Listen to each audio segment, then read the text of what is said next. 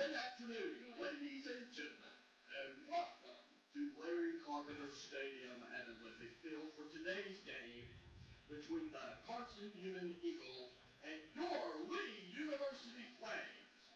And now for the starting lineups for the Eagles.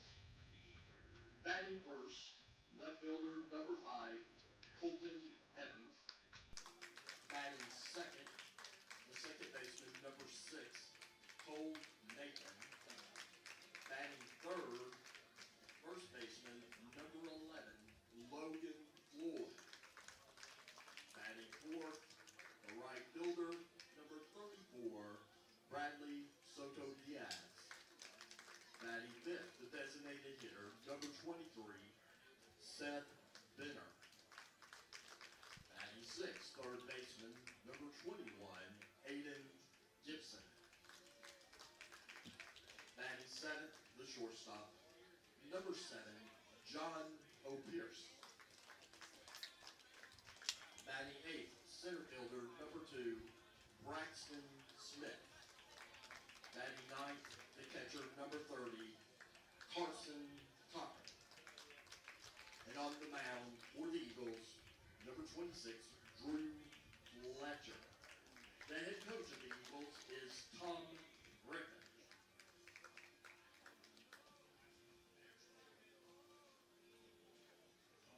And now, the starting lineup for your Lee University Flames. Leading off, second baseman, number 8, Landon Franklin.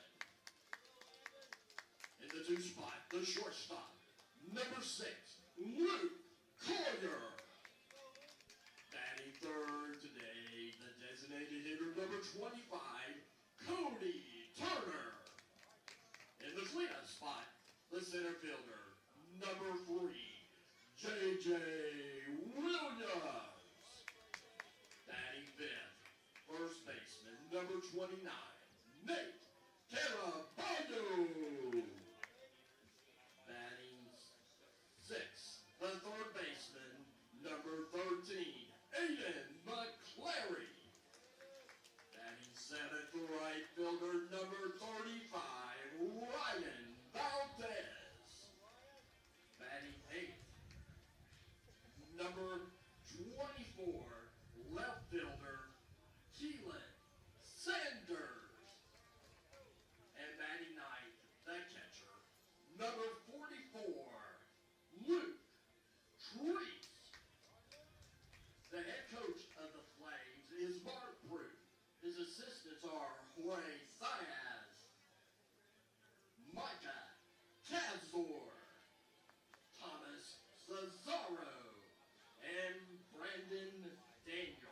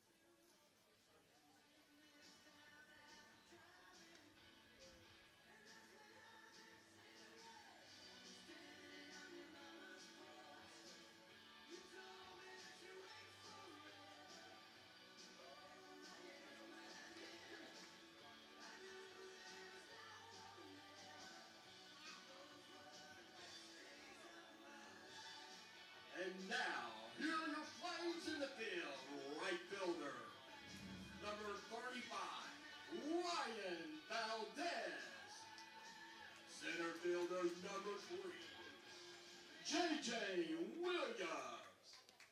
Left fielder number 24, Keelan Sanders.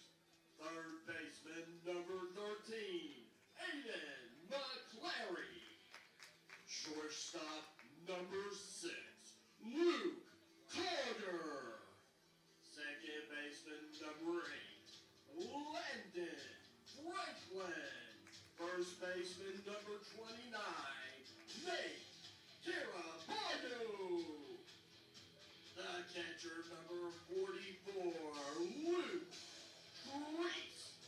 And on the block, tossing the pearl for the Flames, number 25, Cody Turner.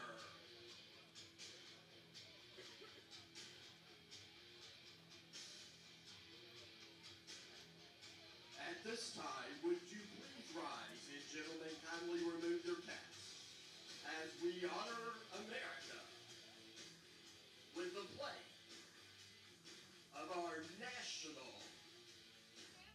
anthem.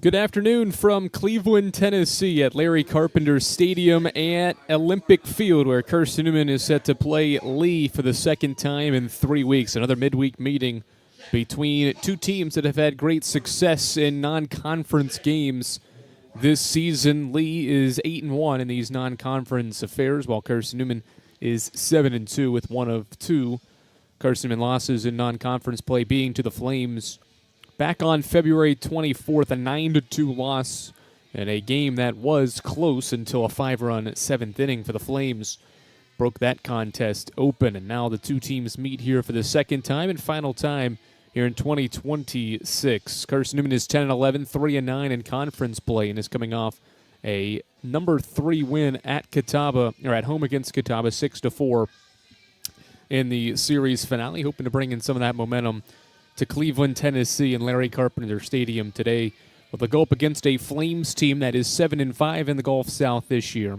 Strong conference, they're 15-6 overall, with more than 2/3 of their victories this season here in Cleveland, Tennessee. They're 10-3 this year and have won 4 straight home games. They won their first 6 before a sweep by Delta State. The Delta State Statesmen came in and swept Lee, but the Flames have won 4 straight, and 4 of their 10 home wins have come by 3 runs or less. Lee's starting pitcher today, Cody Turner. The lefty will go to work against Colton Evans, Cole Nathan, and Logan Floyd in Carson-Newman's batting order to get things underway on a cloudy day in Cleveland, Tennessee. Rain for much of the morning across the Tennessee area and now has given way to partly cloudy skies. 76 degrees is our first pitch temperature as the lefty Turner lifts his leg and fires in a fastball. That's hit out toward right center field. Tracking it is the right fielder. Diving, he won't make the play. It drops in for a base hit. Evans is going to hustle to 2, and he'll slide in safely with a double.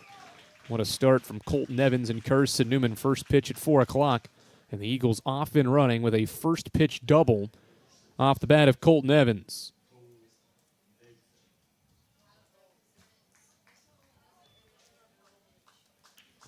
That gives way to Cole Nathan now for Carson-Newman, and the Eagles off to an excellent start.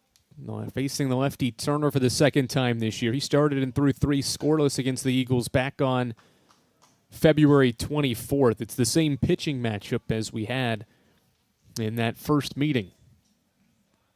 Infield on the corners plays in as Turner's breaking ball misses outside for ball 1. Nathan hitting .284 this year, 74 at-bats, 21 total hits. Has started to hit the ball much better, though. Enters today's game on a nice hitting streak as Turner's 1-0 set, and the pitch is grounded on a couple of hops to short. It's bobbled initially. Throw to first will be late. No, he is safe. Or he is out at first base. And it is the first out of the inning. A bang-bang play there. And the play is made. And I think Carson-Newman is going to challenge that decision. The shortstop for the Flames, Luke Collier, kind of bobbled the ball, and he made a laser of a throw to first, but it felt like real time that Cole Nathan beat that thing out. And so the umpires, home plate umpire Darryl Arnold and the first base umpire Jack Cox, will head over and check to the video review, something that Carson-Newman's not accustomed to. South Atlantic Conference does not have video review, but the Gulf South does, so Carson-Newman's taken advantage of it a couple of times this year. They went to Huntsville and won a challenge back in mid-February. Now they'll challenge for the second time this year and hope maybe that Cole Nathan will get to stay at first base, and he will. Quick overturn of the call. So Nathan at first, and Evans moves to third on what will be ruled an error.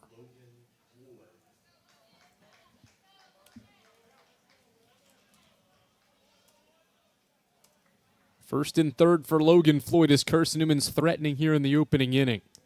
Scoreless first 3 pitches in as Turner's fastball high misses to Floyd for ball 1.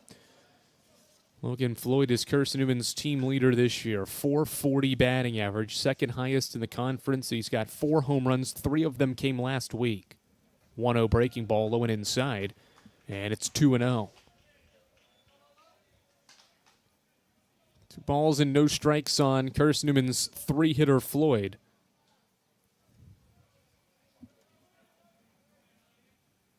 The lefty pitches and Floyd bounces it foul.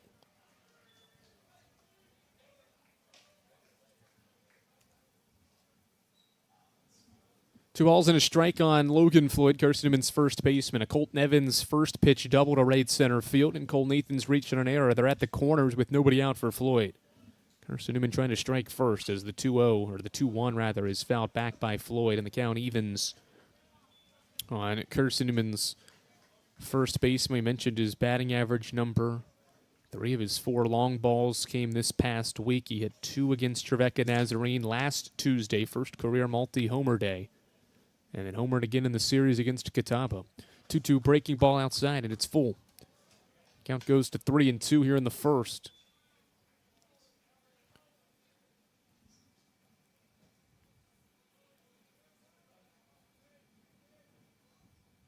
The lefty Turner works from the right side of the slab, sets and pitches to Floyd, an inside fastball that's hit sky high in the air, out toward deep and shallow, or just shallow center. It's the shortstop Collier back to make the catch. It was in the deep part of the infield dirt initially. Collier goes back. He'll make the pop-out catch.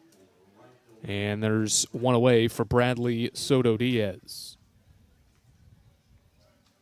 So Eagles come up empty in that first opportunity, and now Soto Diaz gets a chance.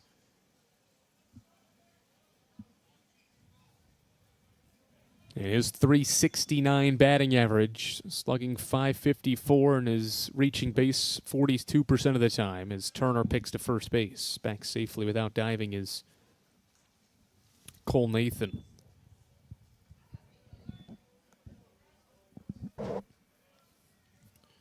First of 4 away from Jefferson City this week for Carson-Newman.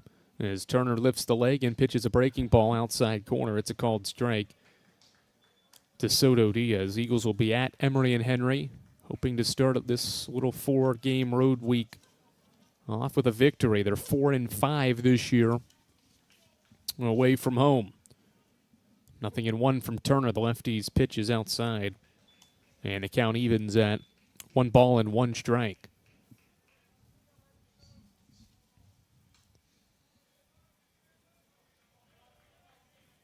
Carson-Newman never led in the first meeting this year. Turner's 1-1 on the way. Nearly hit Soto Diaz, an inside fastball, and Soto Diaz had to turn out of the way of the inside pitch. These two teams took 4 innings to get on the scoreboard. Lee's 2-run fourth was matched by Carson-Newman's 2-run fourth, and then the Flames went on to score 7 unanswered as Soto Diaz slaps one foul behind home, and it's a 2-2 count.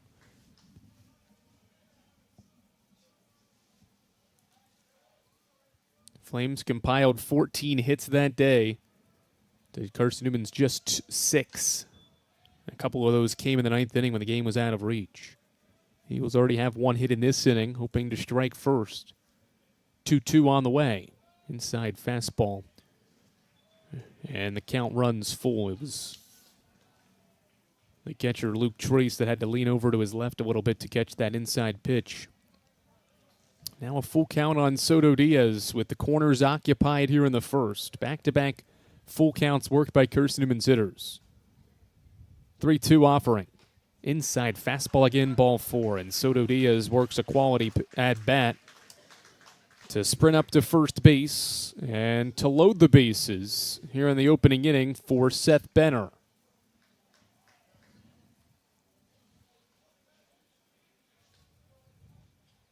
Excellent at-bat by the senior Soto Diaz, and now he gives Benner an opportunity. Here with the bases loaded. Lefty Turner lifts and pitches to Benner, a breaking ball low and outside for ball 1. Just Benner's second start of the year. 2 hits, 10 at-bats. One of his starts came this past weekend. The lefty Turner pitches to Benner, a fastball waist high called strike. 8 pitches, 16 strikes for Turner so far as he faces Seth Benner, who bats for the bases loaded, with the bases loaded, for the first time this year. 1-1 from Turner. Swing and a miss. Benner behind the fastball. And it's strike 2. Aiden Gibson is on deck. Carson-Newman's third baseman, hoping that he'll get an opportunity to drive in some runs. A 1-2 from Turner. High fastball, 2-2 now.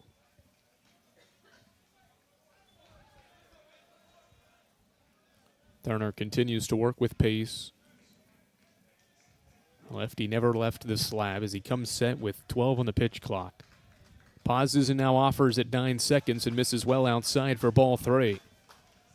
10 balls thrown here by Cody Turner in the first inning.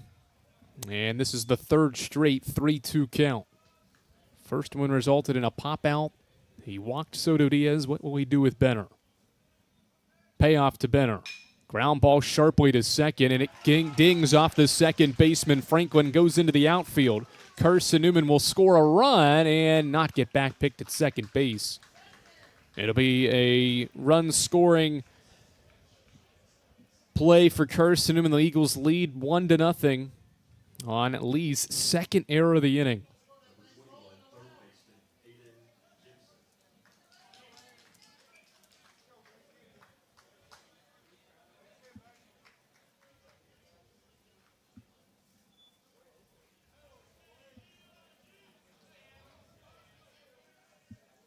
Aiden Gibson shows bunt, pulls it back, and takes a strike.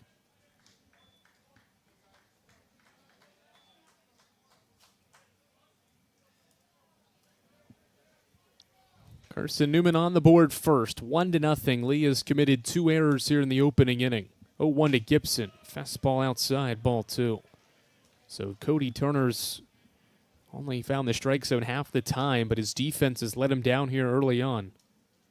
Both middle infielders, Franklin and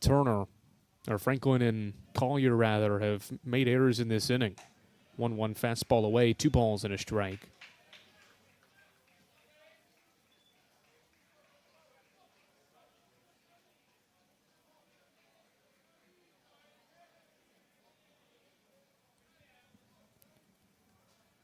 No lefty pauses, and the 2-1 to Gibson is flared high in the air out toward right field. It is Valdez near the line. He will come in and make the catch. Carson-Newman will not tag the runner, Nathan, from third. And there is 2 outs. So a big second out for Cody Turner. And now it will bring in John O. Pierce, the junior shortstop in the 7th spot of Carson-Newman's order. Will try to tack on some more runs for the Eagles, who have 1 hit but have taken advantage of 2 Lee errors here in the opening inning.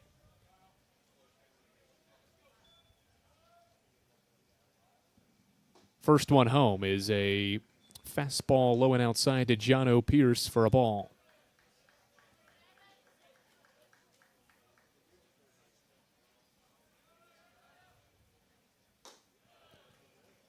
Next one home is ball 2.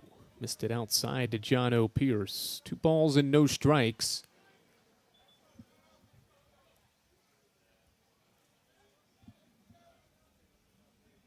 On Pierce with the bases loaded and Carson-Newman up a run. 2-0 fastball called strike. 27 pitch inning here from Cody Turner. And he's facing his 7th batter of the inning. He entered with just 2 earned runs to his name this year. The run has scored as this inning is earned as Pierce takes on the corner for strike 2.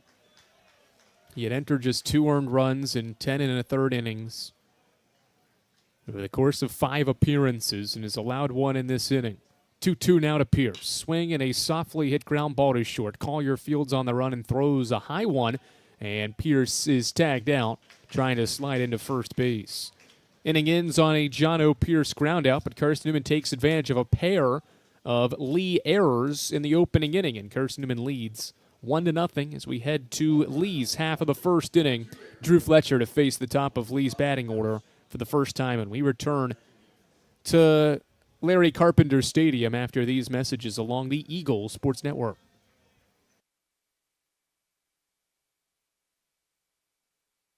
Domino's Pizza in Jefferson City and Morristown wants to help feed your business. When you're hungry at lunch, show your business card at Domino's in Jefferson City and Morristown when you make your purchase for pickup or delivery to get 25% off the entire order. That's 25% off your order at Domino's in Jeff City and Morristown when you show your business card. Call 865-471-6700 to get a pizza. Domino's, the official pizza of the Carson-Newman Eagles. In 2025, we celebrate 130 years of Carson-Newman athletics. Over the years, the teams at Carson-Newman have been known for their toughness and Christian spirit. Through the decades, teams and individuals playing at the highest levels have brought recognition for this little school on the banks of Mossy Creek. While we remember the past, we look towards the future. So join the Eagle Club today as we continue to support our athletes and coaches through funding and facilities. Talons up. Join the Eagle Club today. Visit cneagles.com/Eagle Club. Drew Fletcher is on the mound today for Carson-Newman. This will be his 5th career start, a 5.4 ERA for the freshman right-handed pitcher this season out of Waxhaw, North Carolina, and Marvin Ridge High School. He has made previous starts against Tusculum, Alabama, Huntsville, Lee, and Trevecca Nazarene this season. He'll face the Flames for the 2nd time. He threw 3 scoreless innings of 1-hit ball the first 3 innings of that contest. He did not record a strikeout, had a couple of walks in that outing, and now he goes to work against the Flames for the 2nd time this year and in his career as he faces Landon Franklin, Luke Collier, and Cody Turner. Lee's top hitter by batting average, Isaiah French, not in the order today. French has reached base safely in all 21 games this year, not in the lineup here to start things for the Flames today. And so Turner up to the 3 spot to hit as the first pitch is swung out toward right field. Soto Diaz is after it, leaps up and makes the catch, 1 away. Landon Franklin hit it well off the bat, but Soto Diaz got a good read on it and leaped into the air and made the over-the-shoulder catch for the first out of the inning. Carson-Newman's defense off to a good start after the Flames had 2 errors. Carson-Newman gets a nice defensive play by Soto Diaz to start the home half of the first. And now Luke Collier swings at a breaking ball well out in front for strike 1, an aggressive Lee offense to open up this bottom of the first. Righty Fletcher gets into his windup, 0-1. Pitch to Collier way outside with a slider. And that's the first time Fletcher's missed in 3 pitches here in this opening inning. 5.4 ERA for the righty, 15 innings across 5 appearances, 5 strikeouts so far this year. 1-1 on the way. Fastball, a good one. Knee high for strike 2.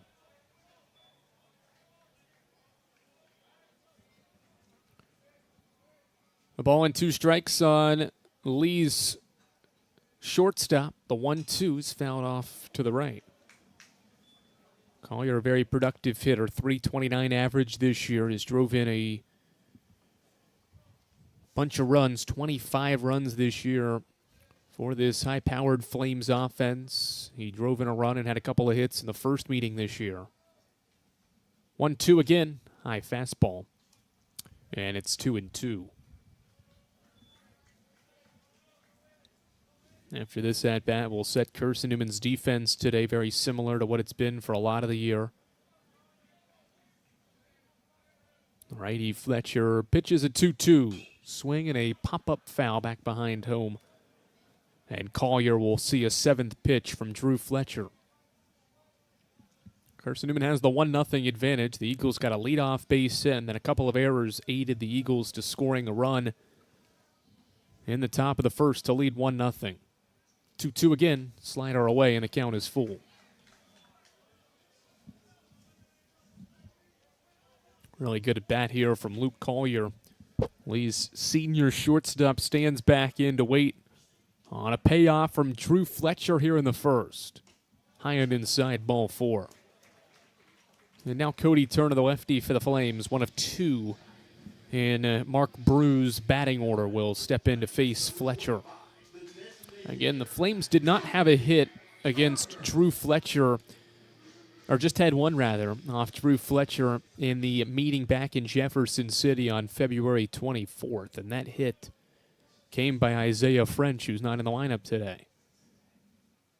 Fletcher pauses in the first one to Turner as a swing and a foul ball back on Drew Fletcher's 10th pitch of the opening inning. Strike 1 on Lee's pitcher, who will more than likely revert back to the DH once his pitching duties are over. A 1 pause for Fletcher, short lead at first base for Collier. Now a breaking ball. Late is Turner, swing and a miss. And it's strike 2.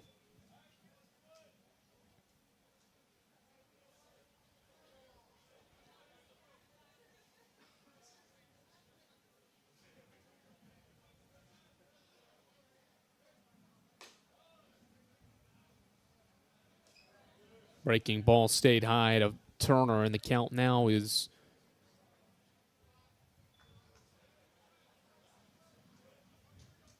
1-2.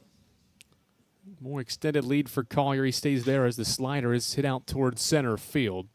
Should be plenty of room for Braxton Smith as he was back initially. Now steps in a couple and will make the catch out and straight away center field. 2 away now. And here steps in the cleanup hitter, J.J. Williams, the senior center fielder. Bradley Soto Diaz, as we said, in right field. Braxton Smith playing close to home here in Cleveland is in center field. The left fielder for the Eagles is Colton Evans. Aiden Gibson, John O'Pierce at third base and shortstop, respectively. Cole Nathan, Logan Floyd at second and first. And Carson Cochran is the catcher for Fletcher in his 5th career start. Picked to first base here with 2 outs.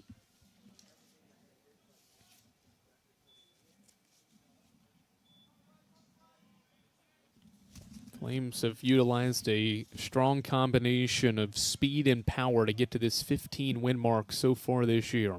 First one from Fletcher, good slider, just stayed inside though for ball one. They've hit 25 home runs, that leads the Gulf South. And they've stolen the most bases in the league as well, 61, which is 8th most nationally as well. Fletcher pauses, 1-0 fastball away, makes it 2 balls and no strikes.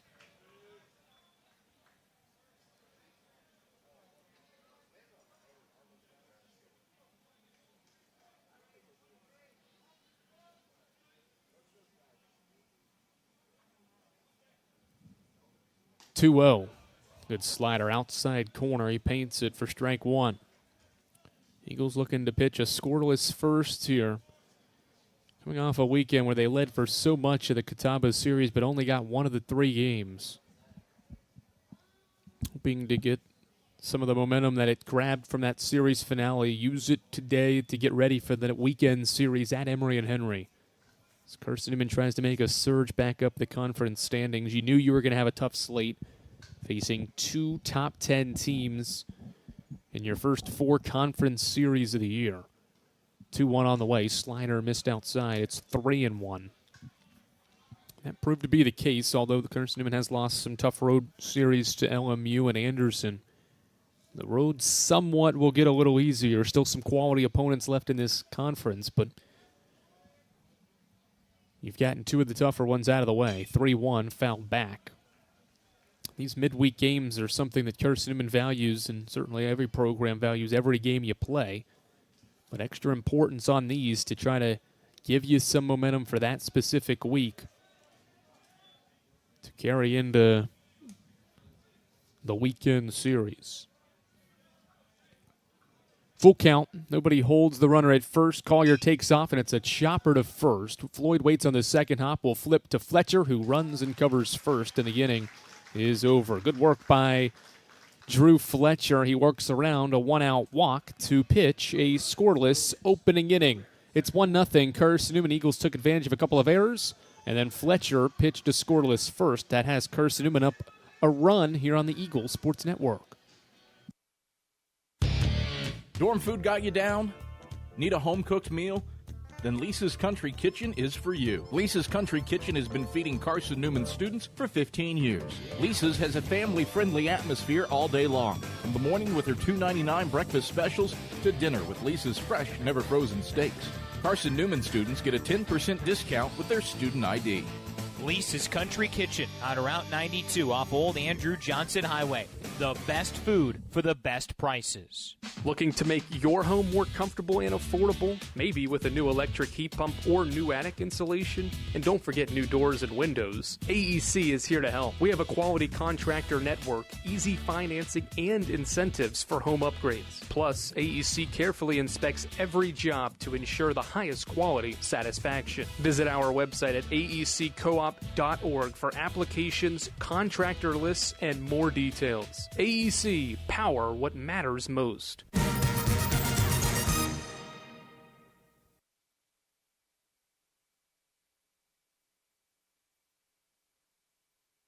Andrew Rogers, glad to welcome you back to Larry Carpenter Stadium here in Cleveland, Tennessee, as the Lee Flames are playing host to the Carson-Newman Eagles on this Tuesday afternoon in the mid-70s, despite some cloudy skies. Good baseball weather for the most part. Rain throughout much of the Cleveland area in the morning. Pushed back our start time an hour, but we're off and running here 24 minutes into this midweek affair.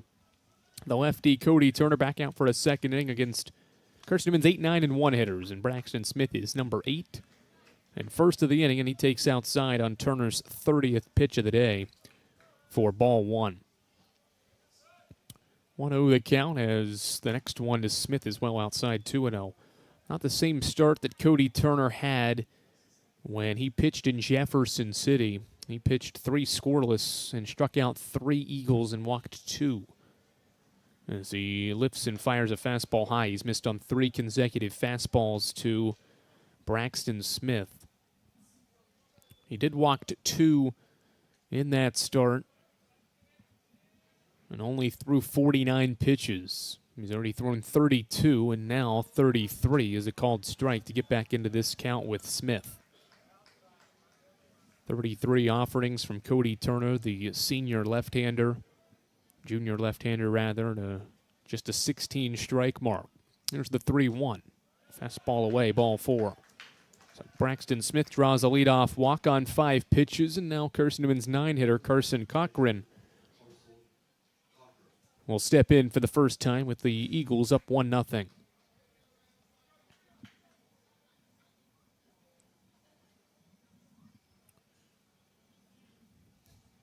Lee's third baseman, Aiden McClary, stands in on the grass as Turner offers a breaking ball low. Smith is going to sprint up to first base, or sprint up from first base to second on a ball that was in the turf. Cochran did not bunt it. He pulled it back on a pitch that was low for a ball. And the runner moves into scoring position.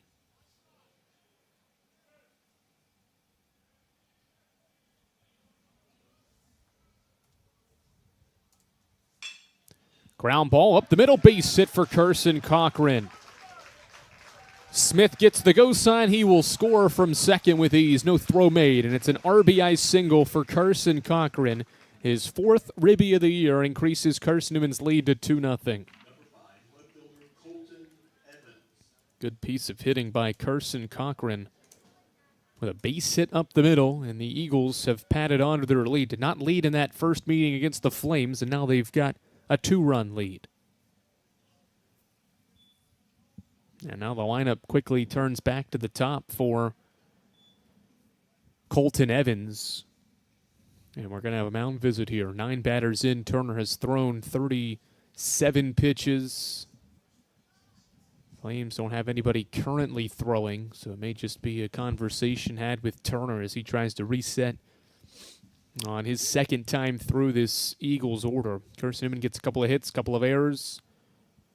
To score 3 times, to score twice, once in each of the first 2 innings, despite leaving the bases loaded in that opening inning. Darrell Arnold, our home plate umpire, will make the slow walk out to the mound.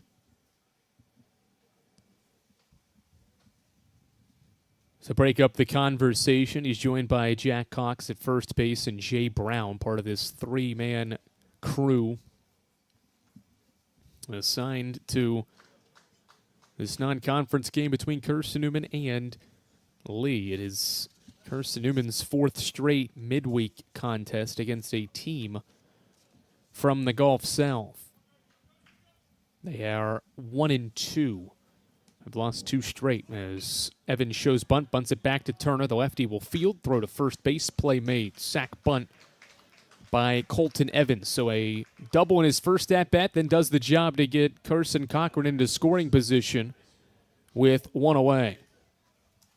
A 1-3 putout on the sacrifice bunt.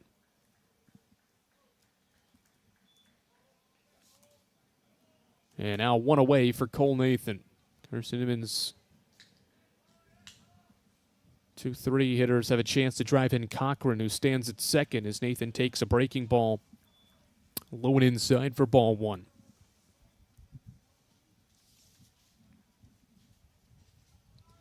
Mentioned Nathan entering the day on a hitting streak. He has hit safely in 8 straight and has been on base in 9 straight as he takes low and inside for ball 2. This is a Carson-Newman team that relied so much on Nathan's presence at the plate last year. He had a lot in the cleanup spot, and the Eagles have flirted with him hitting in this 2 spot more often recently. 2-0 away from Turner, and it's 3-0. I think this 2 spot for Nathan could be where he settles in at. You've got Soto Diaz in that cleanup spot. And a couple other options, part of that middle of the order, and Benner today and Gibson after him. 3-0 to Nathan well outside. It's a 4-pitch walk by Cody Turner to put runners on first and second for Logan Floyd. 42 pitches from the junior lefty, and only 19 of them have found the strike zone. He has walked 3. of the 11 batters he's faced. And now we'll get back on the mound with runners on first and second, and Floyd batting for the Eagles. First one home, a high fastball above the waist. And it misses for a ball. Floyd popped out with runners on the corners in his first at-bat. As Turner sets from the right side of the slab, or the left side of the slab, and pitches an outside fastball. So he's missed 6 straight times now. After that sacrifice bunt, a 4-pitch walk to Nathan, now the first 2 have missed to Floyd.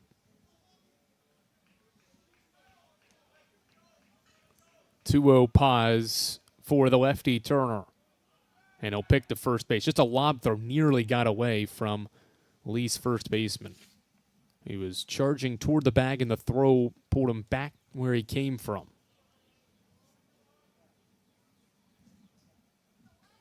Nate Caraballo, the first baseman, with Landon Franklin there at second.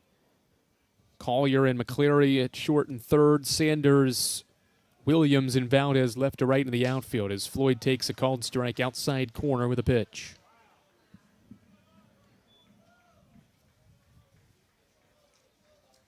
Turner back into this count. It's 2 balls and 1 strike on Floyd, with Carson-Newman ahead 2-0 with 2 on base and 1 out in the inning. Turner's 2-1 breaking ball missed inside and low, 3-1.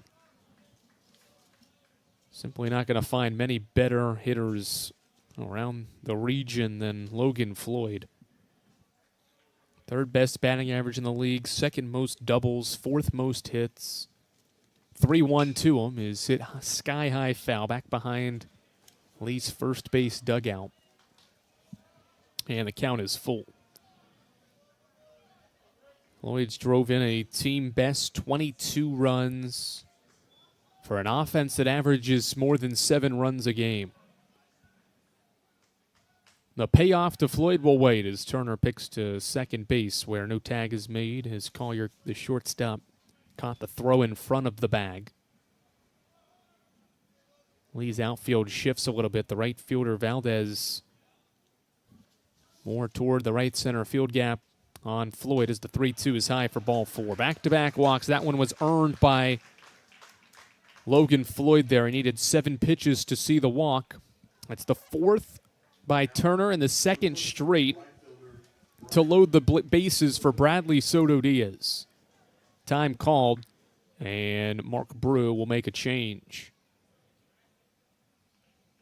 Lee's going to go to the bullpen. 12 batters into this game. Carson-Newman's loaded the bases twice, has scored twice on Cody Turner, and the Flames will start going to the bullpen. Their first reliever of the day is coming in and about to warm up here in Cleveland, Tennessee. We'll tell you who it is after this break along the Eagle Sports Network.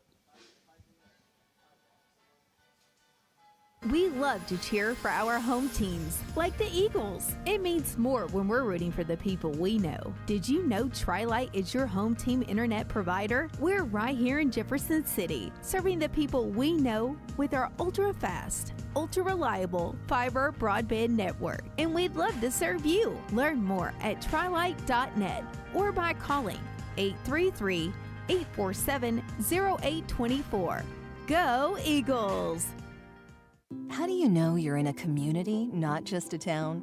Well, strangers smile as they walk by. They refill your coffee without you asking. And when you ask directions, people offer to walk you there. Communities give more. The way you know when you walk into First Bank that you are in a real community bank. Great products, direct access to your local bankers, and relationships that can last a lifetime. Don't just have an account. Have a community with First Bank. Member FDIC. Lee turns to Landon Neese, a redshirt junior from Buford, Georgia, and Buford High School. 6 foot, 190-pound right-hander is warming up prior to appearance 5 this season. His first one came against Lincoln Memorial back on February the 3rd. He gave up 2 earned runs. This next one was 11 days later against Delta State. He gave up a run and recorded 4 outs. Then he waited 13 more days before his next appearance. 2 scoreless innings against Auburn at Montgomery on February the 27th.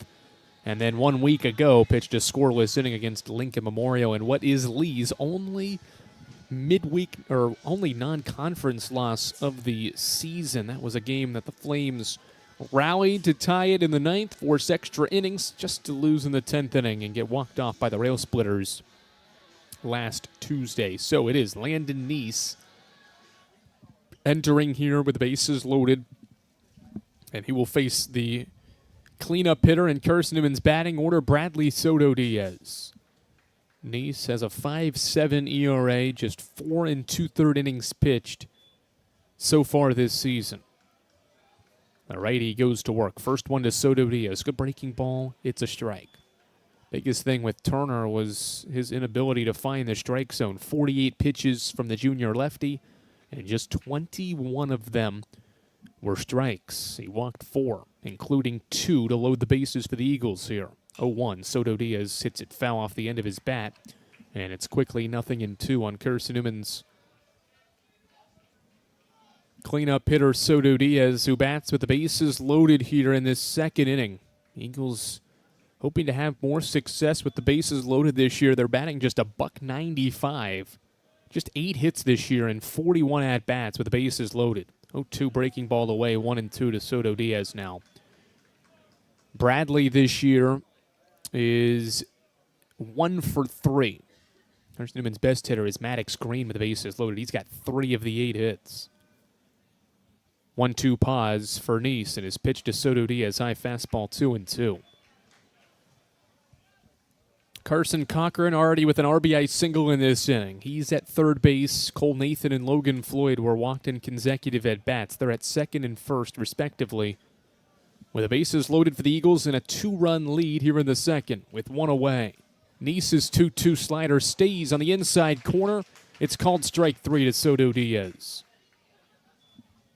Soto Diaz had to stand there and look at the plate for a second. Thought it was too far inside. Looked like it was nearly going to hit him and then just dropped into the inside corner. And Soto Diaz rung up on strikes. Now Seth Benner with a second straight inning will bat with the bases loaded. He hit into a error in the first. That could have probably ended the inning as a fastball misses high for ball 1. But it was a fielding error by the second baseman, Franklin, allowing the Eagles to score a run with the bases loaded in that first inning. Landon Neese comes set. 1-0 count on Benner. The pitch home. It hits Seth Benner. Hit by pitch will make it 3-0. Benner stands in there and takes an inside fastball off his wrist. And it's 3-0 Carson-Newman. And now Aiden Gibson has a chance with the bases loaded. Eagles could really use a swing here from Gibson to break this thing open a little bit and give them some early momentum in this midweek game. These are the situations that good teams take advantage of. First one to Gibson from Neese is a slider well outside for ball 1. Don't want to give this Lee offense, which is very capable of rallying and putting up a lot of runs. They average more than 8 a game, to get some momentum from its pitching staff. 1-0 pause from Neese to Gibson. It's a line drive over top of Franklin at second into right center field for a base hit. Nathan scores. Floyd scores without a throw. It's a 2-run single for Aiden Gibson, and Carson-Newman's lead extends to 5-0. Good hitting by Gibson. He was so good this past weekend against Catawba, and he carries that into this midweek game with a 2-run single to right to make it 5-0. Benner goes from first to third. Floyd and Nathan score, and both did without a throw. Now John Pierce. Big time rip by Gibson. Hit it very well off his bat, and it was just high enough over the glove of Franklin. Gibson takes off, and Pierce slaps it through the right side for a base hit. Gibson's going first to third. The throw is not there. John Pierce, first pitch swinging, a single to right. It makes it 6-0 Eagles. Gibson was moving on the pitch and scores easily, or heads easily to third. Benner scored easily. Corner still occupied now for Braxton Smith. How about Carson-Newman's effort so far in this one? Eagles have taken advantage of some free passes now in this second inning. Pierce takes off. No, he shows if he's going to take off, and instead stays at first, and Braxton Smith takes ball one. So back-to-back pitches, back-to-back singles, RBI singles from Aiden Gibson and Jono Pierce. Carson-Newman's left side of the infield making things happen here in this second inning. It's a 5-run frame.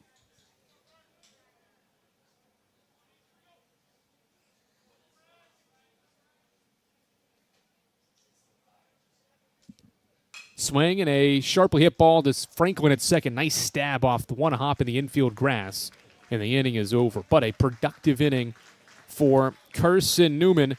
It scores 5 times on 3 hits, strands 2 in the frame. Carson-Newman jumping all over Lee in the second. It is 6-0 Eagles after an inning and a half here in Cleveland, Tennessee on the Eagles Sports Network. Domino's Pizza in Jefferson City and Morristown wants to help feed your business. When you're hungry at lunch, show your business card at Domino's in Jefferson City and Morristown when you make your purchase for pickup or delivery to get 25% off the entire order. That's 25% off your order at Domino's in Jeff City and Morristown when you show your business card. Call 865-471-6700 to get a pizza. Domino's, the official pizza of the Carson-Newman Eagles. In 2025, we celebrate 130 years of Carson-Newman athletics. Over the years, the teams at Carson-Newman have been known for their toughness and Christian spirit. Through the decades, teams and individuals playing at the highest levels have brought recognition for this little school on the banks of Mossy Creek. While we remember the past, we look towards the future.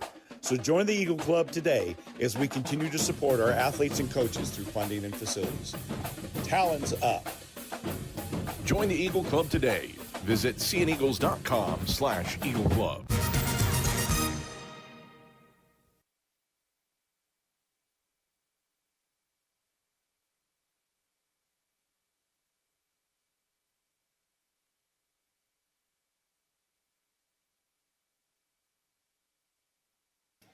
Good hitting by Aiden Gibson and Jono Pierce after Seth Benner was hit by a pitch. That allows Carson-Newman to score 6 times here so far in the first 2 innings.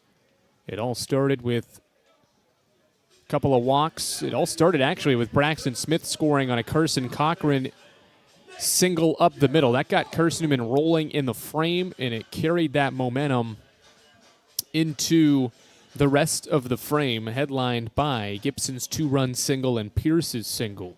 And now Fletcher gets to pitch with a 6-run lead against Nate Caraballo. The first baseman takes on the inside corner for a called strike on Fletcher's 20th pitch of the contest. Scoreless first, despite walking a flame hitter with 1 out in that frame. The righty Fletcher's got the sign from Cochran as 0-1 wide, and the pitch is fouled off Cochran's mask for strike 2. Nothing in 2 count on Lee's first baseman today. 308 hitter is Caraballo. 4 home runs, 16 runs batted in this year.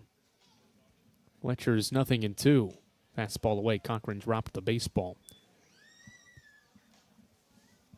Now a 1-2 count. Fletcher making his 5th start for a Carson-Newman team that has held 8 opponents this year to 4 runs or less. 1-2.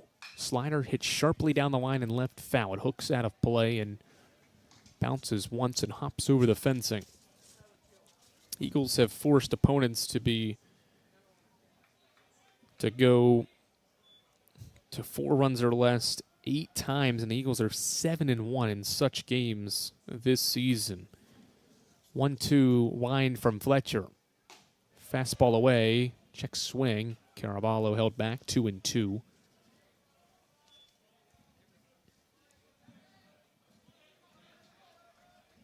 On the flip side, when Carson-Newman's allowed 5 or more runs, it's 3-10.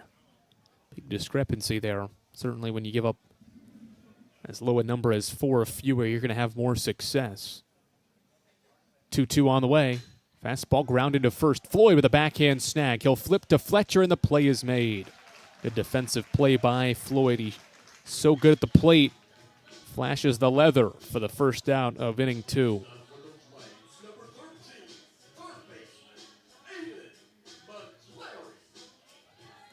Now Aiden McCleary, Lee's third baseman, is the second left-handed hitter in this order. And the first one from Fletcher is grounded sharply back up the middle for a base hit. Lee's first base hit is a McCleary single up the middle with one away. Number 35, right fielder, Ryan Valdez.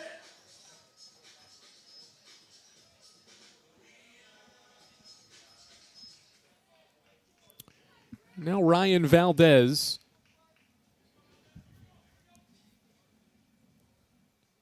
Fletcher misses well outside for a ball.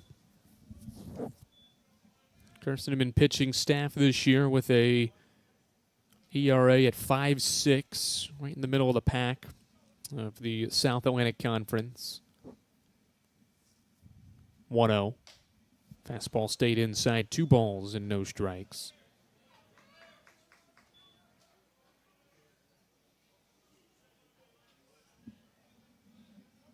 Carson-Newman ahead 6-0 here in the second. 2-0 count on Ryan Valdez. Fletcher's slider drops into the strike zone. It's 2-1.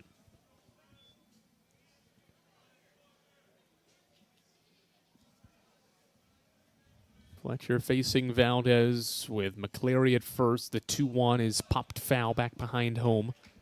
And the count evens.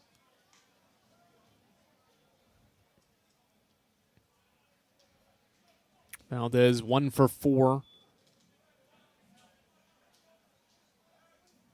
against the Eagles back in mid-February. 2-2. Swing and a softly hit ball to short. Pierce moves to his left, will throw to second, and Nathan kept his foot on the bag and made the play. For the force out at second, there's 2 away. That was tough for John O. Pierce to make because he kind of stumbled on the infield dirt. But while stumbling to his right, he still fielded the ball cleanly. He had to throw back across his body to Nathan at second base, who held his foot on the bag to retire McCleary on the fielder's choice. So now 2 away. Runner still at first is now Valdez, who was picked over there by Cochran after the first pitch was a ball. And he's back in time.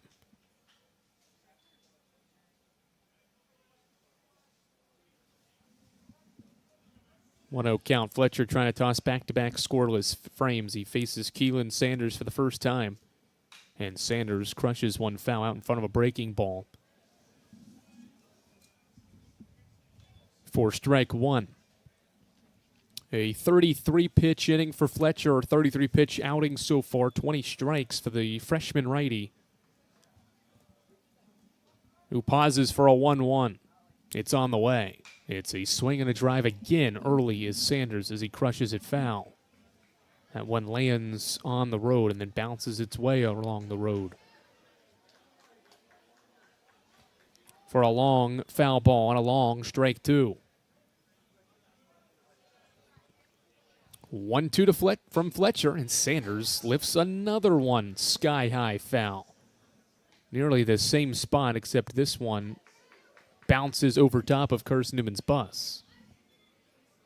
See how Carson-Newman attacks this next one to Sanders. He's been way out in front of 3 consecutive pitches. 1-2. Slider low this time, and Sanders stayed away. 2-2 count. Eagles have 4 hits through 2 innings. They're up 6-0. Hoping to take a 6-0 lead into the third. What has been already almost an hour into this midweek game. Sanders is the 8-hitter in the Lee batting order, batting for the first time against Fletcher. As the freshman pauses for a 2-2. Swing and a fly ball out toward right field. This is slicing near the line. It is a foul ball. Well, I'll tell you what, Sanders has had some poor luck. He crushed 3 balls foul down the left field line, and 2 of them would have been gone had they been fair, and then that one just sliced foul. Probably a couple feet beyond the right field line. Count stays 2-2.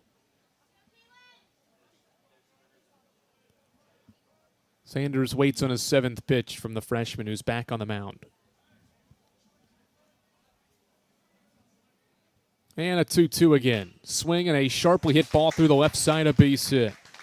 This will move Valdez to second base, and the Flames have multiple runners on base for the first time. Really good at bat from Keelan Sanders to move Valdez to second. First and second for Luke Treese, Lee's catcher, and the 9-hitter.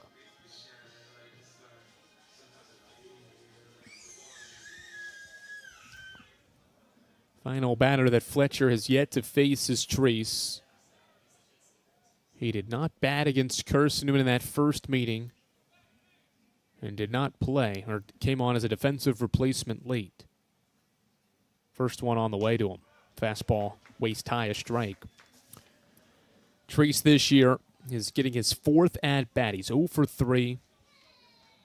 Has been walked. 4 total plate appearances, 3 true at-bats. 5th plate appearance of the year right here as he takes slider low for ball 1. 1-1 count on Treese.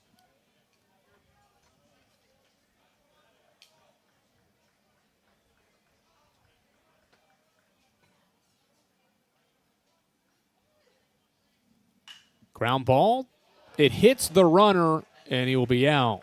Unfortunate for the Flames. Sanders retired. Ground ball hits the runner, would have scored a run in the inning. Flames get 2 hits in the inning, but they're held scoreless. It's 6-0 Carson-Newman after 2 innings here on the Eagles Sports Network.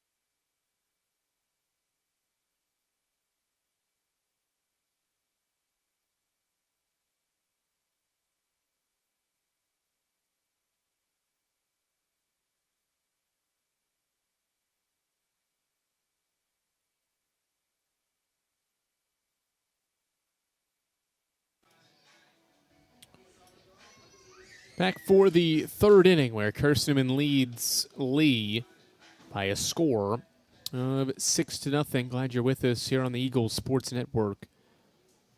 The Eagles have a 6-0 lead thanks to a 5-run second inning. Drew Fletcher got some help there from the lead runner. Sanders running into that baseball that was going to ground through the right side of the infield for a RBI single instead. Sanders retired. And Carson Cochran leads off the 3rd inning by taking a ball from Landon Neese. To begin the 3rd inning, Carson Cochran with an RBI single in his first at-bat. Now hits one sharply to short. Backhand catch by Collier. Long throw is late. And Cochran beats it out on a tough play, but it was bobbled by Collier here on this infield dirt. And we'll see how that's ruled. The scoreboard will put up a hit, so we will as well. Now Colton Evans, he's had 2 productive at-bats and will bat for the 3rd straight inning. Leadoff double, first pitch double in inning 1. Sacrifice bunt to move Cochran over in the 2nd.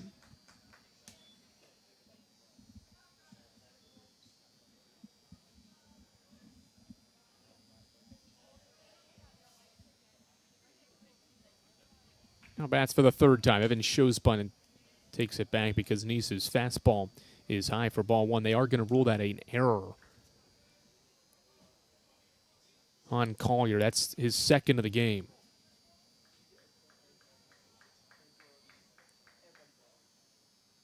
One 0. Bunt first base side. Great bunt by Evans. He'll sprint up to first base. The flip is not in time, and Nice dropped the ball. Infield bunt single for Colton Evans.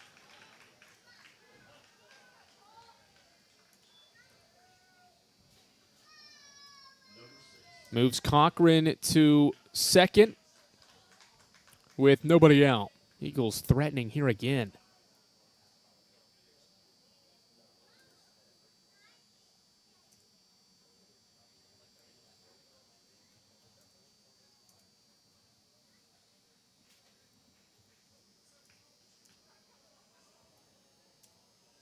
Nathan, another chance against Nice. Reached an error in the first, drew a walk and scored in the second. Infield plays in as the breaking ball is dropped in from Nice for a strike.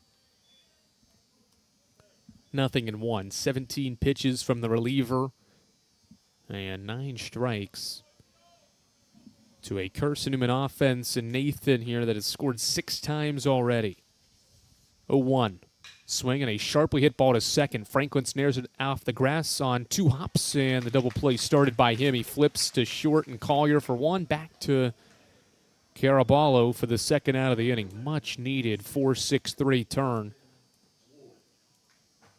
by this Lee defense. And that is the first and second outs of the inning. Sit well, but right to Franklin at second. And now with 2 away, Floyd will try to give the Eagles some 2-out offense. First pitch high and inside for a ball.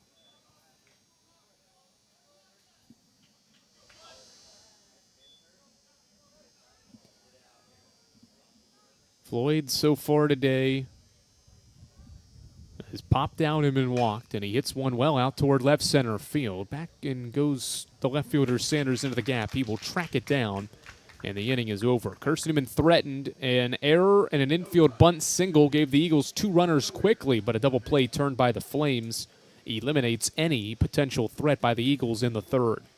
No runs on a hit, no error, or 1 error, and 1 left by the Eagles. We head to Lee's half of the third with Carson-Newman ahead 6-0.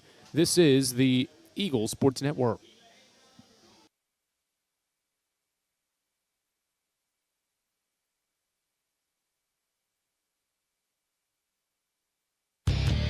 Dorm food got you down? Need a home-cooked meal? Then Lisa's Country Kitchen is for you. Lisa's Country Kitchen has been feeding Carson-Newman students for 15 years. Lisa's has a family-friendly atmosphere all day long, from the morning with their $2.99 breakfast specials to dinner with Lisa's fresh, never-frozen steaks. Carson-Newman students get a 10% discount with their student ID. Lisa's Country Kitchen on Route 92 off Old Andrew Johnson Highway. The best food for the best prices. Looking to make your home more comfortable and affordable? Maybe with a new electric heat pump or new attic insulation? And don't forget new doors and windows. AEC is here to help. We have a quality contractor network, easy financing, and incentives for home upgrades. Plus, AEC carefully inspects every job to ensure the highest quality satisfaction. Visit our website at aeccoop.org for applications, contractor lists, and more details. AEC, power what matters most. Back in Cleveland, Tennessee, Andrew Rogers going to welcome you here to Larry Carpenter Stadium at Olympic Field on the campus of Lee University, where the Flames are playing host to Carson-Newman's Eagles on this Tuesday, March 10th. The first of 4 road games for Carson-Newman this week begins against a Gulf South team in Lee. It's 6-0 Carson-Newman, and Landon Franklin in the top of the Lee order, scheduled to hit against Drew Fletcher for the second time. First pitch of the inning is a breaking ball outside for ball 1. Well, this is a Carson-Newman team that's lost to Lee 7 straight times, as Fletcher winds and the 1-0 on the way to Franklin as well outside again, 2-0 During this 7-game skid to the Flames, though, Carson-Newman's never scored more than 5 runs. They've got 6 through 3 in this game. See if the run support early is good for Fletcher and his staff as the 2-0 is grounded sharply to short. Pierce moves to his left to field cleanly. Crow hops and fires to first in time for the first out of the inning. Good to see John Pierce start to find his groove. Sebastian Rodriguez has been getting some time at short and in the lineup, and Pierce came up with some clutch hits over the weekend against Catawba to help the Eagles rally over the weekend and win that series finale. And certainly you know what you're going to get with his glove. Good defensive work. And that's the first out of the inning. Now a swing and a drive to left field by Collier sends Evans back, and it's over the yard, over the left field wall. And it's a long ball for Luke Collier. First pitch swinging, sends it over top of the left field wall for his 4th homer of the year. And it is 6-1.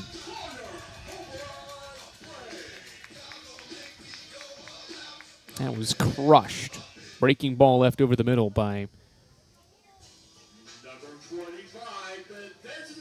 Drew Fletcher. And now Cody Turner on Lee's 26th home run as a team this year. Remember, they're top 25 nationally in the home run category, and Collier delivers his 4th. Now Turner takes first pitch fastball, first pitch breaking ball for a strike. First home run that the rookie Fletcher has allowed this year comes here in the 3rd. And now a 6-1 game as Turner checked his swing and stayed away from a changeup low and outside to move the count to 1-1. 3rd home run by the Flames this year against Carson-Newman. First by Collier as Turner takes a strike at the knees, and it's 1-2. Today's starting pitcher for the Flames and moves to the DH spot here in this Lee order, hitting 3rd. But behind in the count, 1-2. Swinging a ground ball. Pierce backhand plate, leaps into the air. His throw is in time. A Jeter-like play from John Pierce at short as he needed to leap into the air to turn his body across to throw out Turner for the 2nd out of the inning. That is highlight reel worthy here in this 3rd inning. Excellent defensive work by Pierce.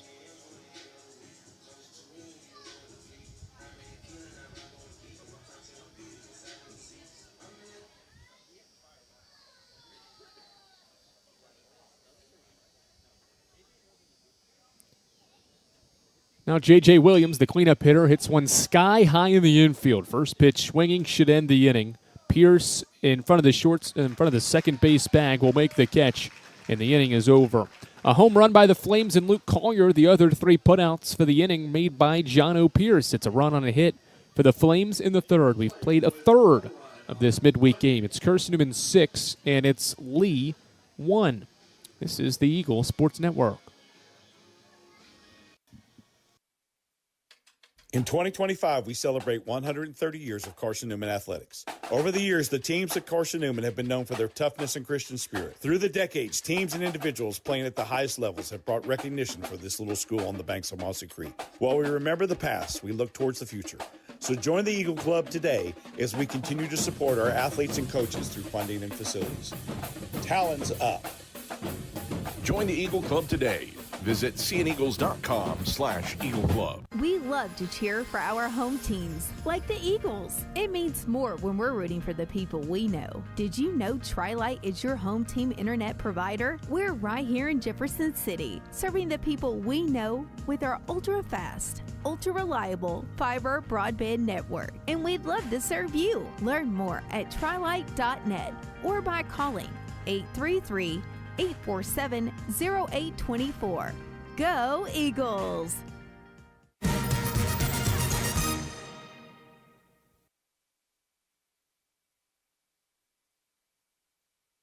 New pitcher for the Flames here in inning 4 as Landon Neese's day is over after an inning and 2/3. He threw 20 pitches, allowed a run on 3 hits. And the Flames will give the ball to Braylon Hall. He is a sophomore right-hander from Knoxville, Tennessee. Played his high school ball at Farragut. And he will pitch at least the fourth inning for the Flames in what will be his third appearance of the year. 2 scoreless innings in his first 2 outings, which have come against North Georgia on February the 17th, and last week against Lincoln Memorial on March 3rd, as he drops in a breaking ball to Soto Diaz for a called strike 1. To begin this fourth inning, Soto Diaz has walked and has struck out so far as he swings and taps one foul at the plate for strike 2. It's Carson-Newman 6 and it's Lee 1 as we're just over an hour into this midweek contest between 2 head coaches that have been doing it for more than 20 seasons. Swinging a foul ball by Soto Diaz, hit it off the end of his bat on a breaking ball low. Carson-Newman head coach Tom Griffin with 756 career victories to Mark Brew's 749. 2 long-tenured coaches putting their clubs against one another today as Soto Diaz hits one right to Collier at short. Throw is a good one to Caraballo. And the first out of the inning is recorded as Collier barely moved in order to field that sharply hit ball by Soto Diaz for the first out of this top of the fourth. Carson-Newman did not lead against Lee in that meeting in Jefferson City earlier this year. They've led since the start of this game as Benner's behind on a fastball. Swing and a miss, strike 1.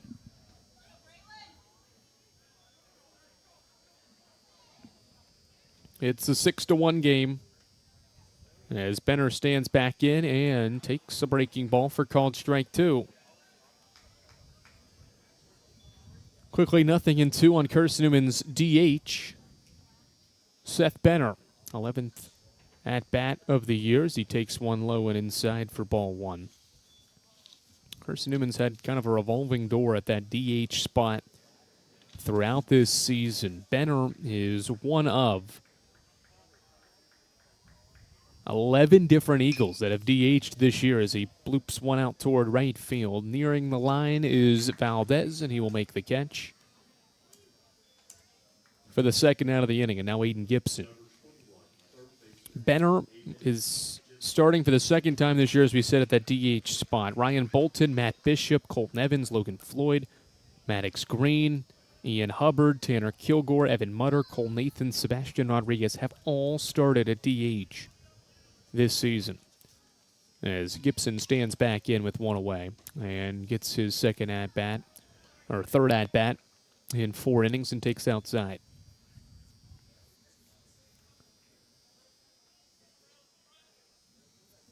Now the 1-0 from Hall, inside corner, fastball for a called strike. Batting orders had a lot of different combinations, but the spot the Eagles have played around the most with has been that 6th spot. That's where Gibson's batting right now today as he takes breaking ball outside, 2-1. This is Gibson's 7th start, or check that 6th start in the 6th spot for a Carson-Newman team that's had 9 different players hit 6th in the order this year. 2-1 breaking ball stayed inside and Gibson fouled it off, trying to turn on it, and it is 2-2.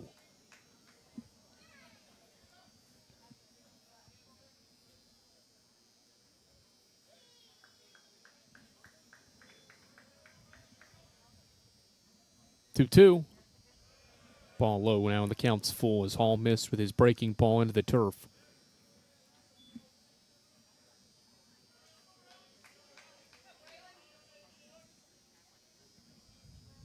And the righty Hall winds in the payoff home. Low again, ball 4. 5th walk by Flames pitching today. And that sends Gibson over to first base with 2 away for John O'Pierce, who drove in a run with an RBI single in the second, part of that 5-run inning. Carson-Newman's offense coming off a 29-run performance. Or check that, a 19-run performance. And the series against Catawba as Pierce grounds one softly to short. Will be a fielder's choice as Collier flips from his shortstop position to Franklin at second. 2. And the inning, Carson-Newman doesn't get any hits in the inning. No runs, no hits, no errors, and Gibson left aboard. It is 6-1 as we head to Lee's half of the fourth here in Cleveland. It's Carson-Newman by 5 on the Eagles Sports Network. My favorite thing about my community? The safety, the reliability, the people. We rely on each other, and we rely on local electric co-op. It's not just about electricity. It's about empowering community, empowering moments, empowering safety, empowering togetherness, empowering knowledge. That's why when I need something, I rely on my co-op. I trust my co-op because the co-op is us. We are the co-op. AEC, member-owned and service-driven. This is Carson-Newman men's basketball alum Taylor Hawkins. I want to help your family secure its financial future. I'm with Modern Woodman Financial Planning, where we touch lives and secure futures. Let Modern Woodman protect your family's financial security through life insurance, retirement planning, and financial services. You can contact me, Taylor Hawkins, at cneagles.com/Modern Woodman. That's cneagles.com/Modern Woodman. Help secure your family's financial future through Modern Woodman Financial Planning. Drew Fletcher will pitch into inning 4 for Carson-Newman. It's a 6-1 game here on the Eagles Sports Network, and we're glad you're with us from Cleveland, Tennessee, where Fletcher will pitch into this 4th inning in what is his 5th career start. He will face Nate Caraballo and the 5, 6, 7 part of Lee's batting order on this Tuesday afternoon in March. Fletcher has only pitched into the 4th inning on one other occasion this year. That was against Alabama Huntsville. He tossed 5 scoreless that day. Breaking ball away for ball 1. He's at 51 pitches after his first offering of this inning.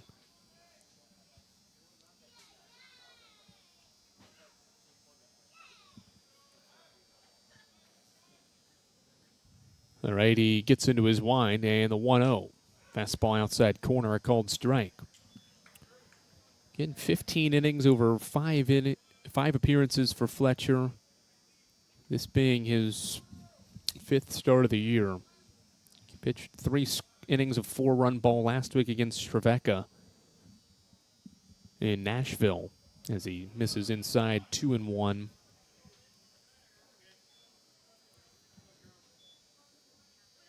To Caraballo. He is 0 for 1 today, a ground ball out to Floyd at first, back in inning 2.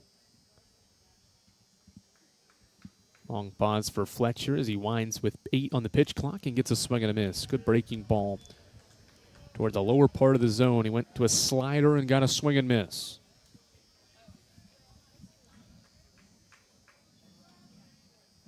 Two count.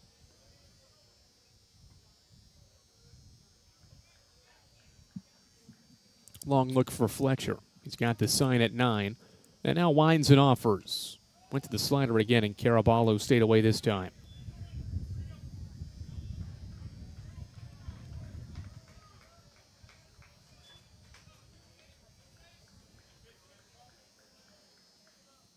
Somewhat of a windy day, gusts up to 15 miles per hour. You may hear it once or twice. Through our crowd mic, it's blowing out as well for the hitters. As Fletcher winds in the 3-2, swinging a foul ball at the plate. Caraballo will wait on a 7th one here to start this 4th inning. Carson-Newman's starting pitchers this year have fared really well. It's been the bullpen that has sometimes struggled. A large part of the reason why Carson-Newman's lost some of its games this year, including last week against Trevecca and over the weekend against Catawba. Here's a second payoff. Ground ball and a fastball to Gibson. It hits off the edge of the infield grass and moves into left field for a leadoff base hit. It'll be Lee's 5th hit. It's off the bat of Caraballo. It took a funky hop off that end of the infield turf. It threw Gibson's timing off. And it's a leadoff single for Caraballo. Sometimes just hard to read those hops. Gibson did the right thing. It just took a funky bounce off the end of that infield grass. Now Aiden McClary, the left-handed hitting third baseman. First pitch. Fastball, a strike. Carson-Newman does have several guys down there in its bullpen along the left side and the left field line moving around and getting loose. The set for Fletcher and the pitch. Fastball away, 1-1. Denver Slifka is Carson-Newman's right-hander, the only one actively throwing here in the fourth. 1-1. Change up low and in, 2-1. Slifka threw a scoreless inning in Saturday's series finale against the Indians. He's made 6 appearances this year. Might be called upon here in this fourth, depending on how Fletcher fares. He's behind on McClary 2-1, and now he's back even with them at 2-2.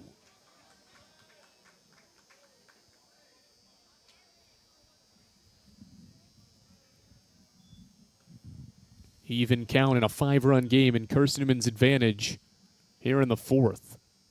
2-2. McClary takes inside 3-2. So back-to-back 3-2 counts worked by these Flames hitters here in this fourth inning.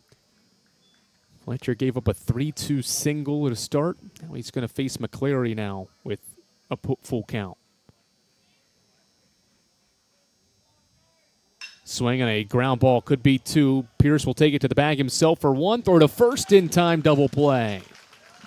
Carson-Newman turns its 15th double play of the year. Jono Pierce started, and Floyd caught it on the other end to finish the double play. 6-3 double play for the second out of the inning. First and second outs of the inning, and now the bases are clear for Ryan Valdez.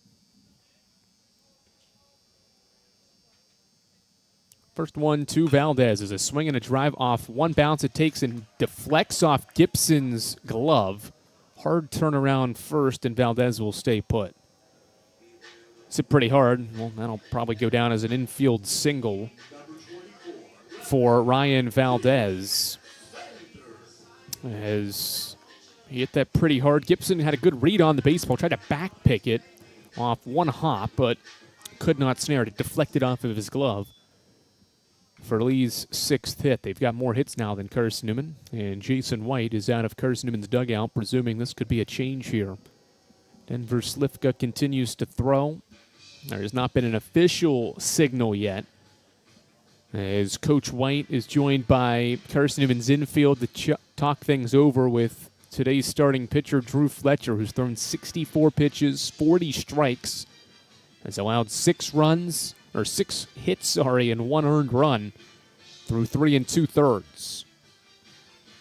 He's getting ready to face Keelan Sanders, who hit the ball pretty hard off him last time and had several foul balls.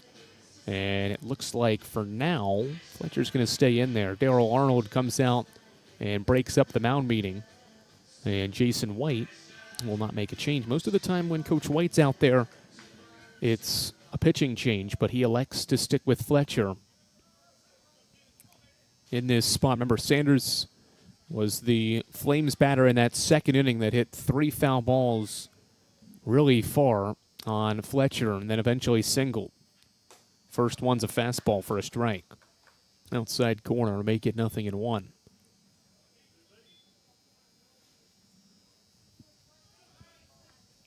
Fletcher trying to pitch a 4th inning here for Carson-Newman, who leads 6-1. Fastball elevated, strike 2. Quickly, the rookie uses a pair of fastballs to work ahead, 0-2.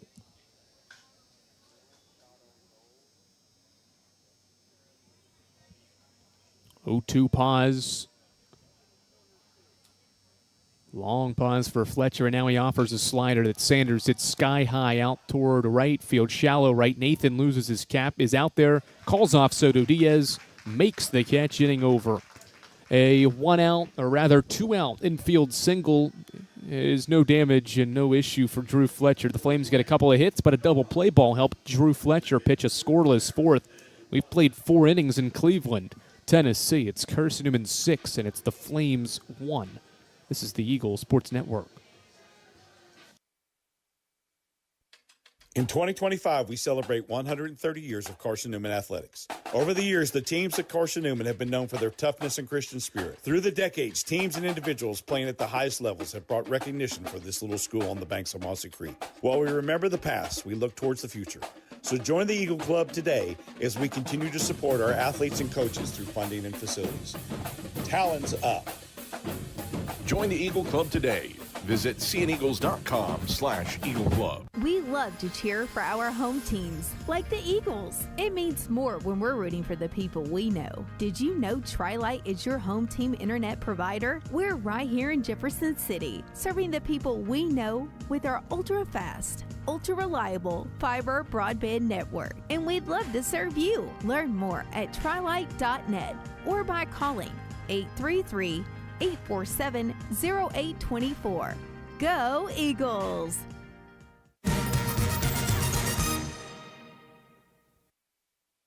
Six to 1 game here on the Eagles Sports Network. Carson-Newman has the advantage. It's the most runs that the Eagles have scored in a game against the Flames since defeating the Flames in Jefferson City on February 8th of the 2022 season. That season, the Flames were rated 16th nationally, and Carson-Newman won 12-7 on March 15th of that 2022 season. That was Carson-Newman's last victory in this series. First time they've scored more than 6 runs. They scored 12 that day. And they've got half a dozen up by 5 here in the 5th as Smith takes a fastball from Braylon Hall for called strike 1. Hall back out for a second inning of work after a scoreless 4th, and he gets a slow roller to 3rd. Fielded cleanly and thrown across the infield by Aiden McCleary for the first out of the inning. And now Carson Cochran. It's the same part of Carson-Newman's order, 8-9-1, that helped kickstart that 5-run second.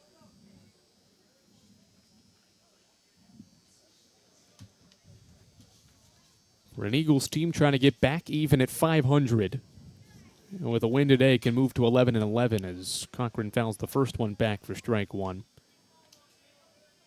The Eagles this year, 7-2 in non-conference play. They are hitting .297 with a team earned run average at 5-1. In non-conference play, another foul ball by Cochran moves the count to 0-2.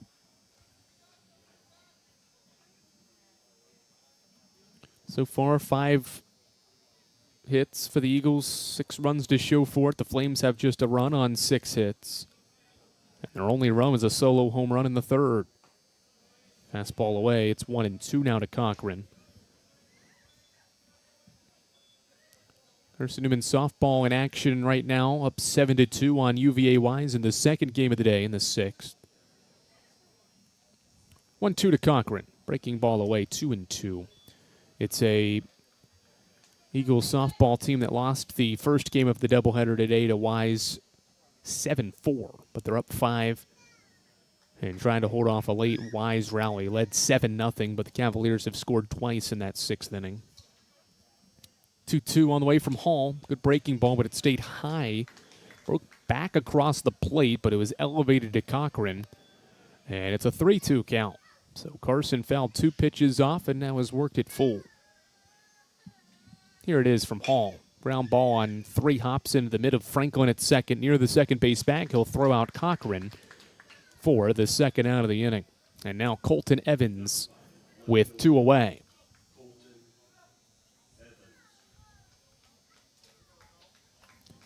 Eagles have a 5-run lead, hoping to avoid being blanked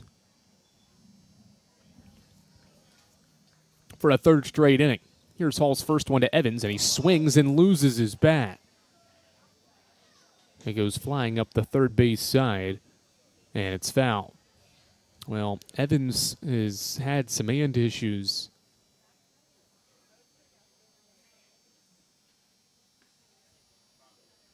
throughout the season, and that bat went sailing up the third base line. Luckily, nobody endangered by it. And so Evans will get some extra pine tar potentially on that bat, get his hands sticky onto it, and try to stand back in. 0-1 on the way now from Hall, and it's a swing and a foul ball for strike 2. Evans has battled through an injury for much of his playing career, battling through one this year to be out on the field.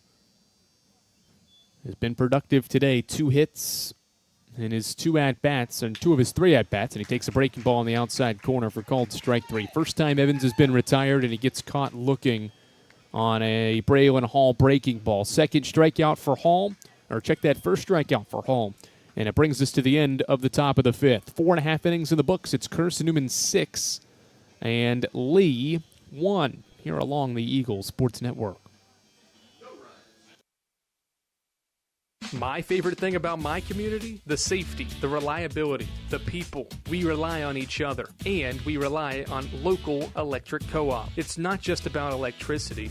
It's about empowering community, empowering moments, empowering safety, empowering togetherness, empowering knowledge. That's why when I need something, I rely on my co-op. I trust my co-op because the co-op is us. We are the co-op. AEC, member-owned and service-driven. This is Carson-Newman men's basketball alum Taylor Hawkins. I want to help your family secure its financial future. I'm with Modern Woodman Financial Planning, where we touch lives and secure futures. Let Modern Woodman protect your family's financial security through life insurance, retirement planning, and financial services. You can contact me, Taylor Hawkins, at cneagles.com/Modern Woodman. That's cneagles.com/Modern Woodman. Help secure your family's financial future through Modern Woodman Financial Planning. Carson-Newman's made a pitching change for the first time today. Denver Slifka will take Drew Fletcher's place out on the mound. He'll face 9-1-2 of Lee's order in this 5th inning. This will be Slifka's 7th appearance of the year. 6 2/3 innings pitched through his first 6 appearances, an 8.1 ERA, 2 walks to 5 strikeouts. He had a season high and a career high 3 strikeouts in his longest outing of his career, 3 1/3 against LR back on February 20th. First pitch to Luke Treese is outside for ball 1. So Slifka, the 6'2" righty from Knoxville and West High School, misses on his first one, now pitching for the Eagles, and now fires his second one for a strike. So Slifka out there for Carson-Newman. Facing Treese right now as he gets one to be bounced on a couple of hops to Pierce at short. Good throw in time to Logan Floyd. A 6-3 putout starts the 5th inning for Slifka, who relieves Drew Fletcher, who tosses 4 innings of 1-run ball, 1 walk, no strikeouts in the 17 batters he faced. He got 6 ground outs, a fly out, and was able to get a double play ball in his start as well.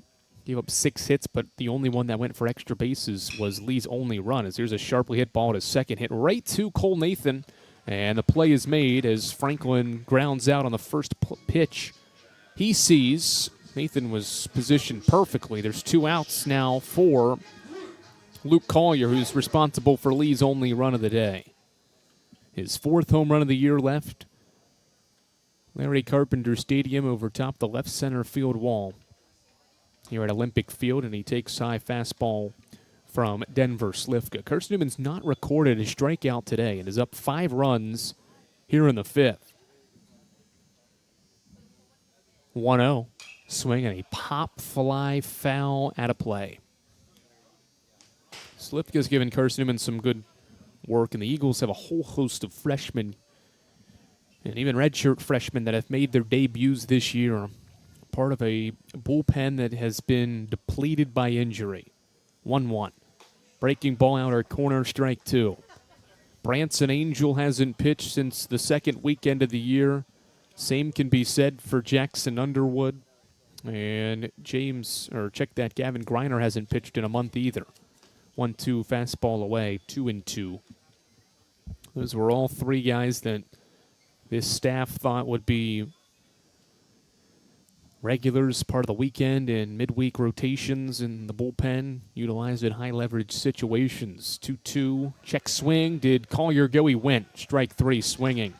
What an inning here from Denver Slifka. He gets a 1-2-3 inning out of the bullpen and does it in 9 pitches. 1-2-3 go the Flames in the 5th. We've played 5 here in Cleveland. It's Carson-Newman 6 and Lee 1. This is the Eagle Sports Network.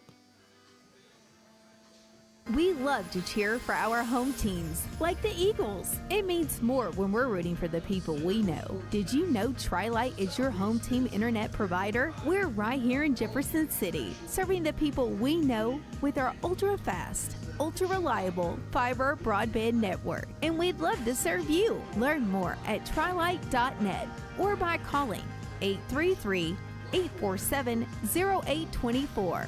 Go Eagles! How do you know you're in a community, not just a town? Well, strangers smile as they walk by. They refill your coffee without you asking. And when you ask directions, people offer to walk you there. Communities give more. The way you know when you walk into First Bank that you are in a real community bank. Great products, direct access to your local bankers, and relationships that can last a lifetime. Don't just have an account. Have a community with First Bank. Member FDIC.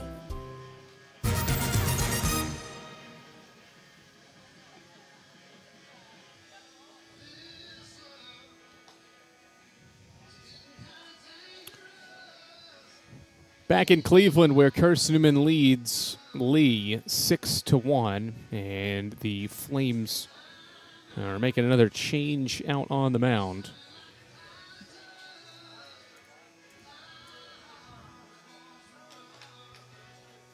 Here in this 6th inning.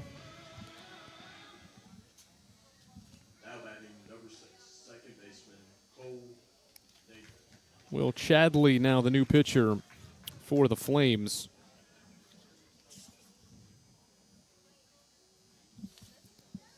In this 6th inning, the righty goes to work against Cole Nathan, Logan Floyd, and Bradley Soto Diaz. Freshman right-hander Chladni is having an issue maybe with his pitch comm on his wrist. Prior to starting this appearance on the mound for Chladni, this will be his 2nd appearance of his career. He's a freshman from Thompson's Station, Tennessee, and Summit High School. He pitched a scoreless inning against North Georgia back on February 17th. Another pitcher Carson-Newman's not seen this year. The Eagles faced Cody Turner, today's starter, and then faced Coates Massey, Tyler Pickens, Bryce Hawkins, Alex Brew, and Hayden Choate. Part of that midweek contest 3 weeks ago. So Chladni, yet another one the Eagles have not seen, as the first pitch of the inning is a fastball away to Cole Nathan for ball 1. Again, Eagles lead 6-1. 5 of those runs scored in the second. The Eagles scored 1 in the first, 6 in the second, to lead by 5. Well, the Flames got one back in inning 3 on a solo home run as Nathan hits one sky high in the air out toward right field. Nearing the line is Valdez.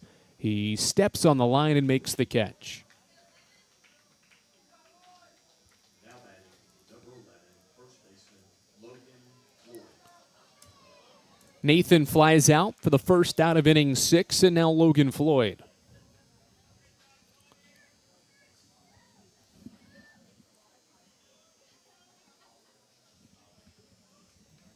Floyd bats for Carson-Newman with one away and takes a breaking ball off his back. It'll be a hit by pitch on the first pitch thrown to Logan Floyd, and that will put Bradley Soto Diaz now in the batter's box with 1 on and 1 out.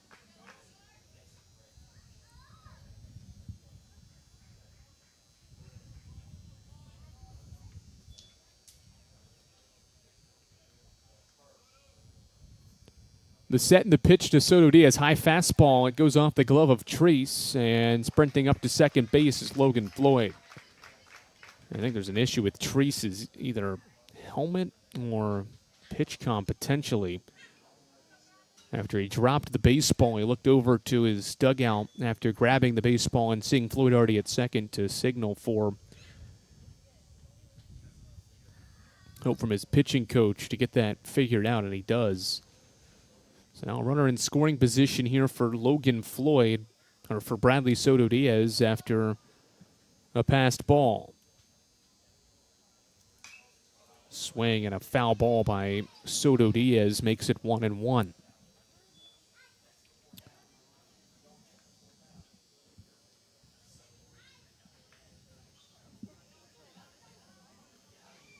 Ball on a strike in a 6-1 game. These two teams have traded scoreless innings each of the last two frames. 1-1 to Soto Diaz. Hit on the ground on a chopper to second. Franklin makes the throw. High throw. Pulls the first baseman Carabello off the bag, but he got his foot back down and tagged Soto Diaz as well. For the second out of the inning, Floyd moves to third on that ground ball to the right side of the infield. 2 away, and here is Seth Benner.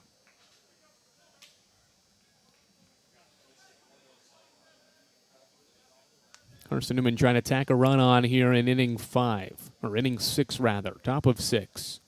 First one, inside fastball to Seth Benner. Called strike 1 on Cladney's 8th offering of this 6th inning, his first out of the pen. The righty pauses at the belt, lifts and fires a fastball well outside, up to 90 miles per hour, missed it low. 1-1. It's a lead team that's won 4 straight here at Olympic Field. They've won 7 of their last 10 games total, as Cladney misses inside and low ball, too. It's been a tough team to beat, let alone in this ballpark, and Carson-Newman's trying to do it for the first time in 4 seasons. As well as for just the 6th time ever. Breaking ball away, and it's 3-1. They do have open first base, with Floyd the only runner at third.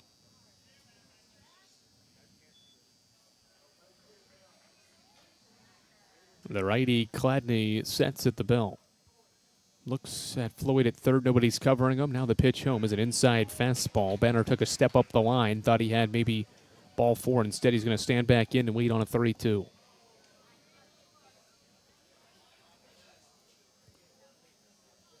Six-1 game in the 6th. Carson-Newman's not scored since the 2nd inning, but's led since the 2nd. 3-2. It hits Benner. Fastball right off his back. Both runners that have reached for Carson-Newman in this inning have been on hit by pitches. Puts runners on the corners. And the Eagles are going to send a pinch runner into the game. Kylan Hornbuckle will run for Carson-Newman. The Flames may be making a change. Mark Bruce making his way out of the first base dugout.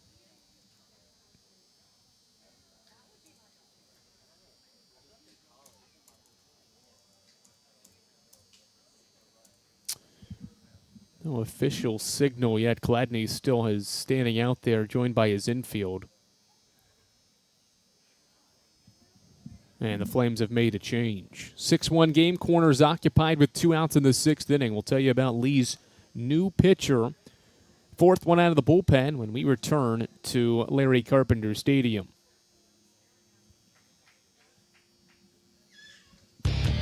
Dorm food got you down? Need a home-cooked meal? Then Lisa's Country Kitchen is for you. Lisa's Country Kitchen has been feeding Carson-Newman students for 15 years. Lisa's has a family-friendly atmosphere all day long, from the morning with their $2.99 breakfast specials to dinner with Lisa's fresh, never-frozen steaks. Carson-Newman students get a 10% discount with their student ID. Lisa's Country Kitchen on Route 92 off Old Andrew Johnson Highway.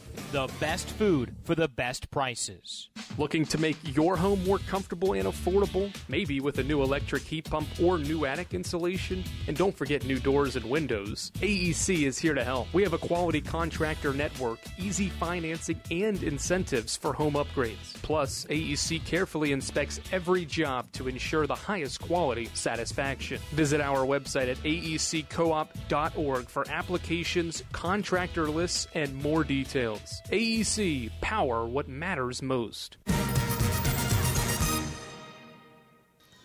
Bryce Hawkins is Lee's new pitcher with 2 outs and 2 on in the 6th inning. Hawkins is a senior right-hander from Cumming, Georgia, and West Forsyth High School.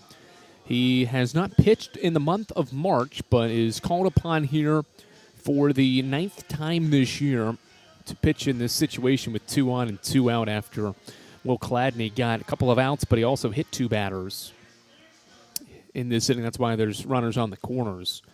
Hawkins, a 5.2 ERA in 13 and 2/3 innings, has 21 strikeouts. They're the 4th most on the team, and among relievers, the most on the team.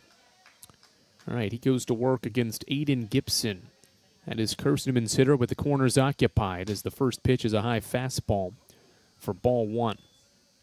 Eagles have some extra speed out there. Kylan Hornbuckle is running in the DH spot right now, and he is getting a lead at first base. He's at first, Floyd at third base on the 1-0. Hornbuckle takes off. It's a swing and a miss. Faked throw by Trace, and Hornbuckle is up to second base.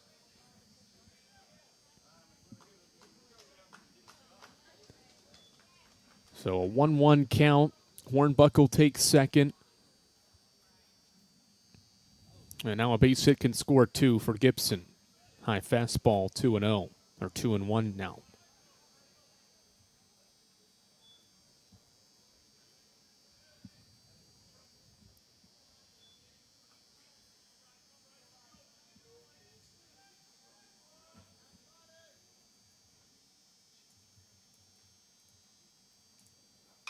Two one, hit softly to third. Should be routine for McClary. His throw's high, but Caraballo got his foot back down on the bag after leaping up to make the catch, and the inning is over. Carson-Newman strands 2 in scoring position in inning 6.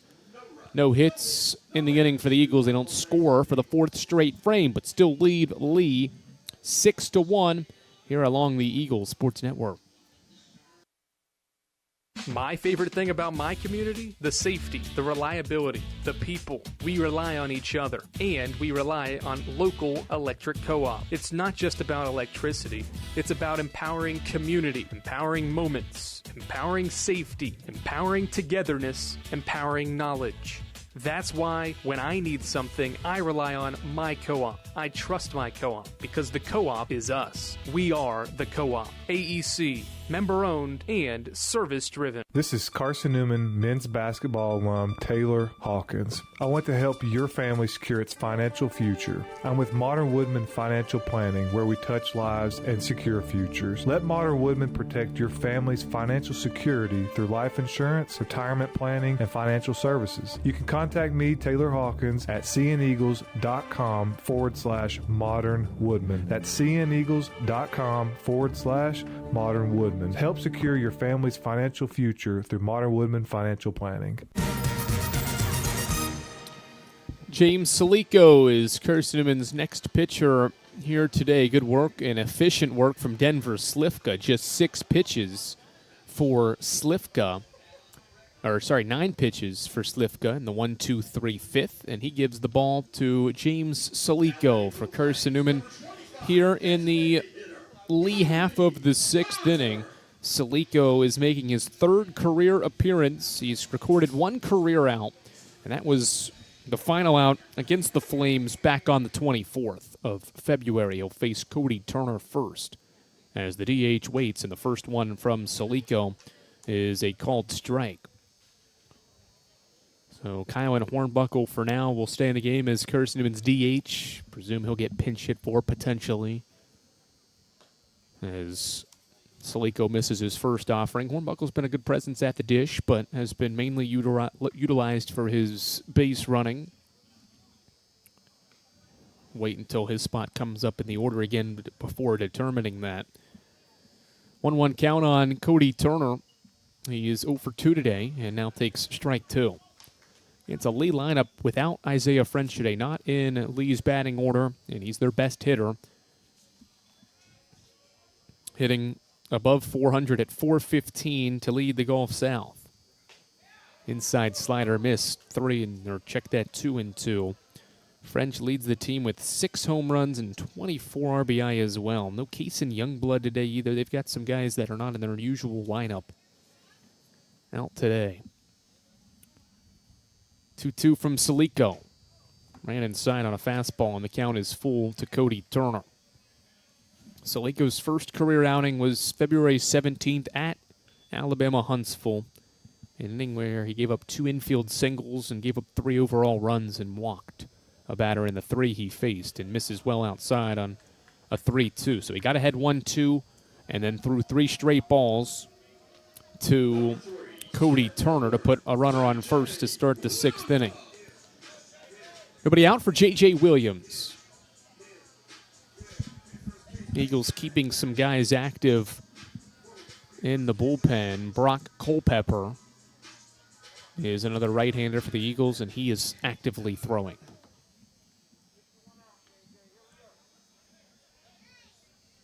Salico pauses at the belt, and his first one to Williams is a fastball high for ball 1. Carson-Newman softball closes out a win over Wise today, 7-2, 16 hits in the split of the doubleheader for the Eagles against the Cavs. 1-0, slider in the turf, ball 2.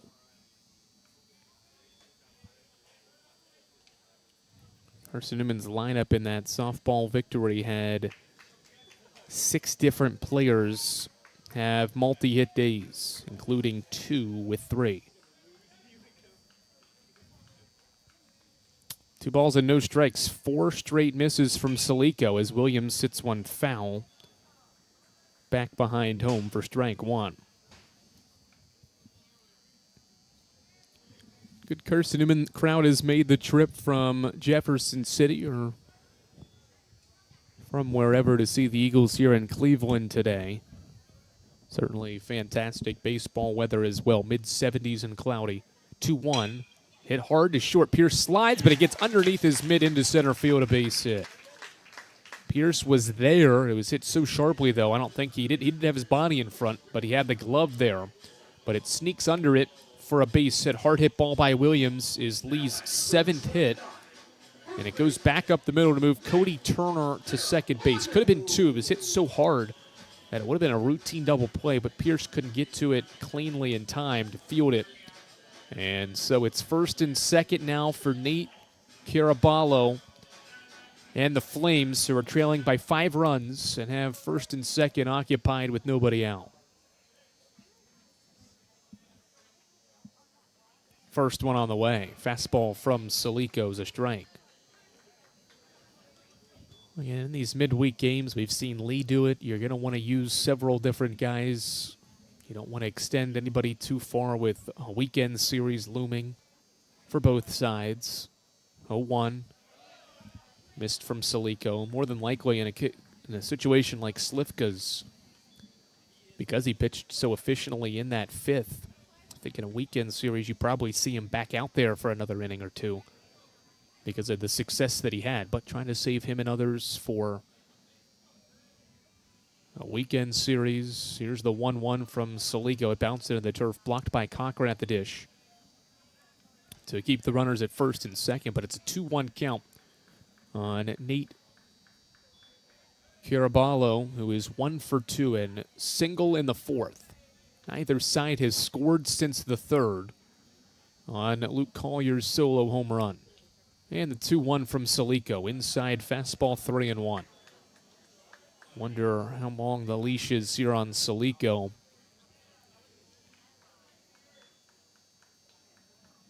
If he loses Caraballo in this 3-1 count, to the Eagles turn to their veteran Culpepper. Trying to get out of this jam.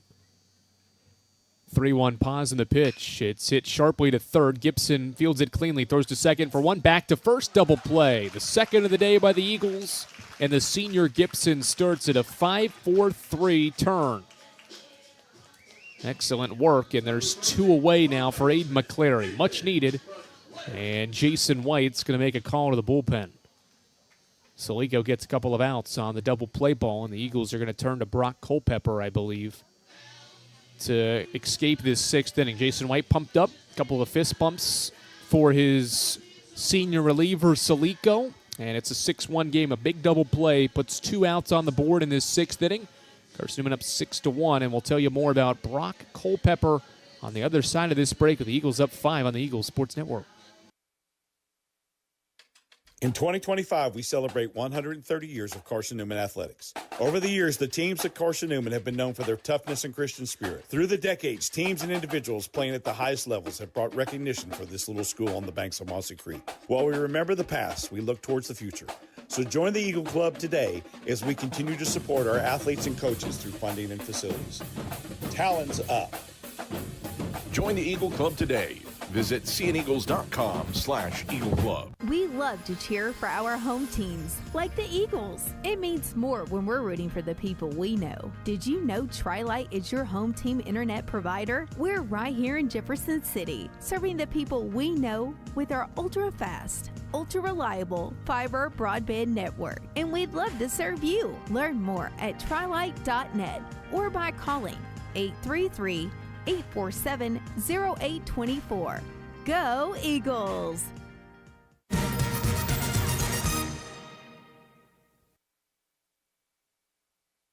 Yet another appearance for the senior right-hander Brock Culpepper, 6-foot righty from Murfreesboro, Tennessee, will make his 11th appearance of the season. We'll put that in perspective more as we talk more about Brock, who is warming up for what is now a sunny day here in Cleveland, Tennessee. All of Olympic Field is getting sun-soaked on this mid-70s day. Much cloudy, very cloudy through the first two-thirds of this game. But now here late in the sixth inning, as the Eagles made that pitching change, Brock Culpepper was sprinting deep from left field onto an Olympic Field that is now fully covered with sunshine.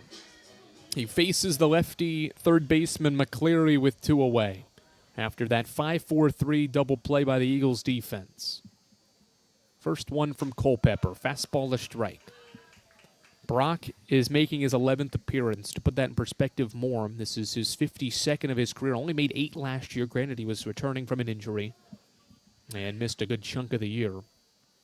There's the 0-1 pause, and now a pitch is strike 2 quickly from Culpepper. Good fastball, 89 miles per hour. The most appearances he's made in a season is 18. That was 2 years ago. He's already up to 11 here early in March. 0-2 to McCleary. Hits softly through the left side, a base hit. An 0-2 changeup bounced through the left side to make it 6-2. McCleary's RBI single gets the Flames on the board for the first time since the third, and that's the first time somebody's scored since the third. It barely got through and hit softly. Was that ball off the bat of McCleary, and now Ryan Valdez. You just saw Brock smile at Carson Cochran in the Eagles dugout, knowing that the ball was just so softly hit. There's not much you can do about it. He was hitting a good spot as well. 6-2 game is Culpepper's first one home as a fastball a strike. He's pitched 4 offerings, and they're all strikes.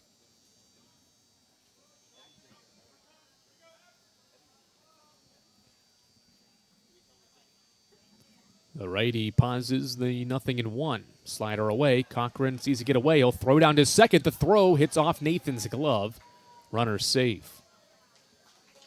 So advancing to second base on that wild pitch will move McCleary to second.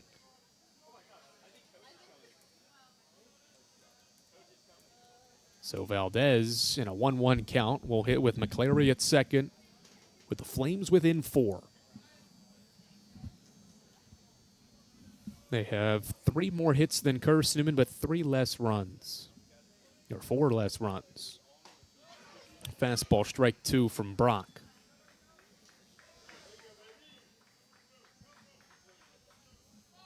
Culpepper this year has 4 outings of scoreless baseball, pitching for the first time this year against the Flames.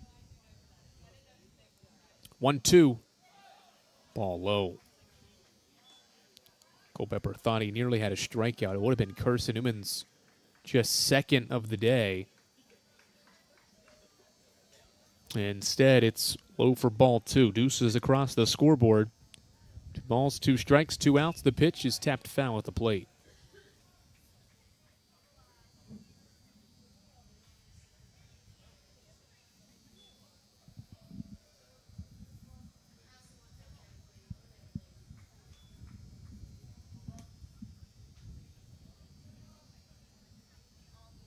Long look in for Culpepper.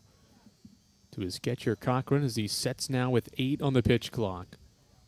Pauses, looks at second with 5 seconds to pitch. Now 4 and 3 as he offers a fastball outside, ball 3. Took a step to the third base dugout and realized he's going to have to go back to the mound because it missed outside. 3 and 2. Flames trying to extend this 6th inning in which they've already scored once. Culpepper's got his sign from his catcher. And the 3-2. Fastball, left center field, base hit. This will plate another run. Fielding it is Braxton Smith. His throw to second base is not going to be in time as Valdez slides in safely with a RBI double, 2-out RBI double. Carson-Newman head coach Tom Griffin will make his way out of the third base dugout for the first time today. And he's telling his infield, don't worry about coming in. I just want to talk with my pitcher and catcher. Well, Culpepper thought he was out of the inning. Instead, he had to go back out for another pitch. That would have been the 7th to Valdez, and he drove it to left center for a base hit to make it 6-3. And Coach Griffin's trying to calm down his veteran reliever, who's allowed his 13th earned run of the year and has failed to record an out in this 6th inning. His first batter he faced was that McCleary soft infield single that plated a run. Now that one was hit pretty hard to left center field, but the innings continued because of that softly hit ball. That Culpepper was a pitch away from getting out of this inning. He had an 0-2 count and got a softly hit ball, but it just found its way through the infield barely. And that's kept Lee's offense alive here in the 6th inning. They've scored twice to make it 6-3. And now Keelan Sanders, Lee's left fielder, bats for the 3rd time in 6 innings. First one to him, swing and a miss. What's at stake for Carson-Newman? Well, trying to hand Lee just its 2nd non-conference loss of the year, and the Eagles are trying to snap a 7-game skid to the Flames. 1 pause for Culpepper. A look at second. Now the pitch. Breaking ball away. 1-1. The Eagles can get to 500 again with a victory. Would be their 5th on the road. It would be their 11th of the year. And 2nd straight as well. 1-1 pause for Culpepper. Fastball low and away. 2-1. Well, Carson-Newman has, again, several guys down in that bullpen. Nobody actively throwing, but a couple that may start to loosen up if Culpepper can't get this final out of this 6th inning. 2-1, swinging a foul ball for strike 2. Again, this was an inning where it looked like after 2 pitches, Brock was going to be out of this thing, but instead, he just had to work deep into this 6th inning to get this final out. He's thrown 15 pitches. To now the 3rd batter he's faced so far. 2-2, swinging a tapper foul again over top the third base dugout and out of play.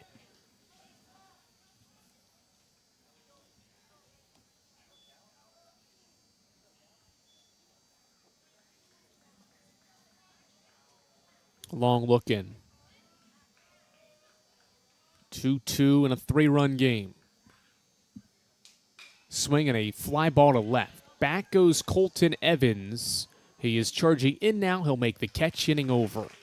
Flames do some 2-out damage, though. Back-to-back 2-out hits from Aiden McCleary and Ryan Valdez help the Flames plate 2 in the 6th. It's a 2-run 6th inning for Lee on 3 hits, no errors, and they strand a runner. We head to the 7th with Carson-Newman ahead by 3, 6-3, and this is the Eagles Sports Network.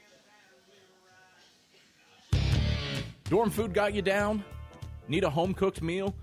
Then Lisa's Country Kitchen is for you. Lisa's Country Kitchen has been feeding Carson-Newman students for 15 years. Lisa's has a family-friendly atmosphere all day long, from the morning with her $2.99 breakfast specials to dinner with Lisa's fresh, never-frozen steaks.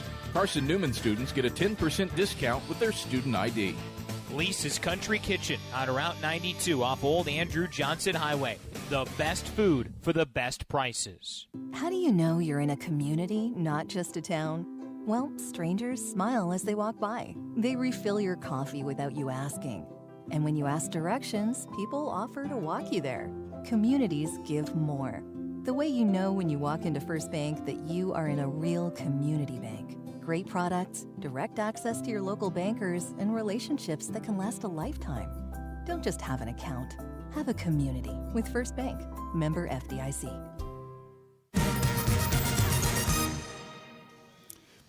John O. Pierce will be Carson-Newman's first batter of this seventh inning against Bryce Hawkins in a game that is now more than 2 hours in. We started right at the scheduled 4 o'clock.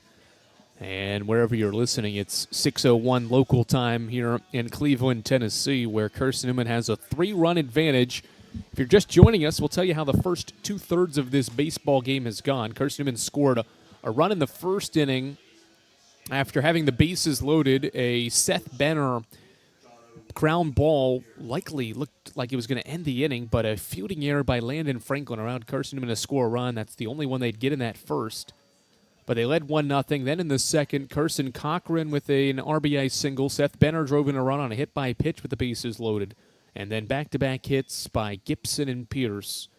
Bladed 5 in the second for the Eagles to lead 6-0. They've not scored since as Pierce takes a strike to begin the seventh.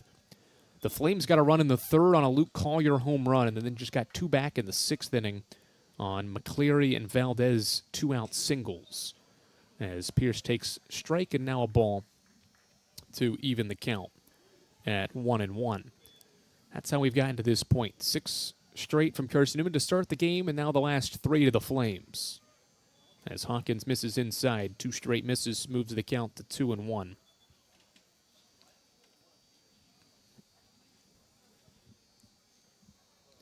The righty Hawkins winds, and here's his next one.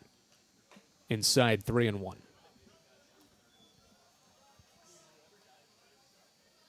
Mentioned Bryce Hopkins this season. 9th appearance of the year. Most on the team. Hawkins winds in his 3-1 to Pierce. It's a good fastball. Up to 93 for strike 2.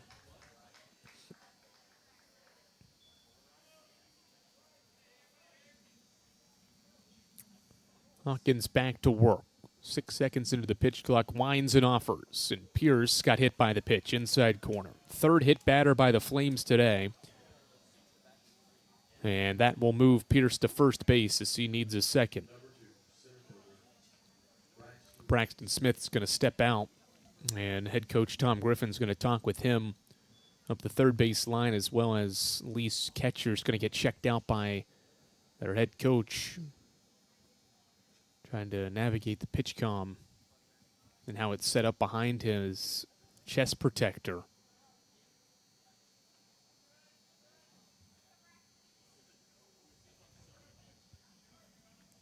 So Smith stands in for Carson-Newman. The team's center fielder is 0 for 2 today, scored a run in the second inning by being walked. First one, slider away, ball 1. Seems like an important inning for Carson-Newman's offense to find its stride again and try to get back a run or two that it allowed in the bottom of the 6th.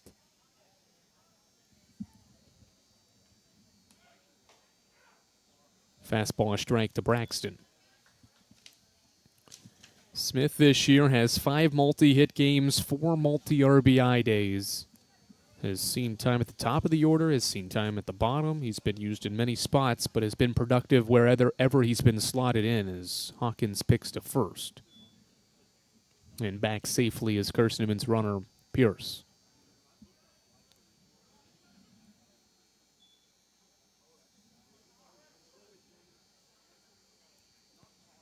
6-3 Eagles in the 7th. Pierce is taking off. The pitch is a strike. Throw down to second base is not in time.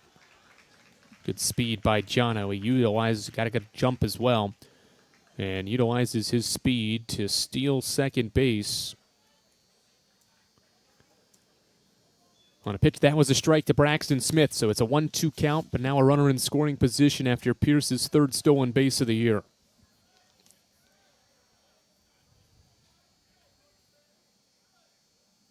One-two, swinging a foul ball hit sharply up the first base line by Braxton to keep it at 1-2. Carson-Newman's 7th, 8th, and 9th innings have been troubling throughout the year. Be interesting to see how Carson-Newman navigates those final 9 outs if the lead is maintained. 1-2, Smith takes high. More on those final 3 frames as we get there and Carson-Newman's defense heads back on the field. Its offense is batting right now. Second hitter of the inning is Smith. He's got Pierce at second with nobody out. The 2-2 from Hawkins, and it hits Braxton Smith right on the hands. That's the second hit by pitch of the inning. So now first and second for Cochran and nobody out. It sounded like it hit the bat, but I think it hit his wrist protector.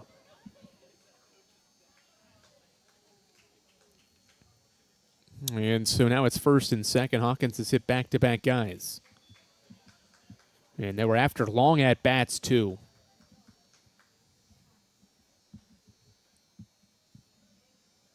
See if Cochran's asked to lay a sacrifice bunt down here. Corners are expecting it. He shows it and takes a strike. Time called. Lee's shortstop Luke Collier wants to talk with his pitcher Hawkins. John O. Pierce was thinking about swiping third there because nobody was covering the third base bag because the infielder McClary at third there was charging in. Pierce thought about sprinting to third there, but elected to stay put. See how Lee's defense navigates this situation. McClary puts his toes on the infield grass. As Hawkins sets, they'll pick to second base. Pierce back safely. Well, you had to know that Collier's visit with Hawkins was going to have something to do with Pierce at second. He was aware enough to stay closer to the bag there and not get picked off on that attempt.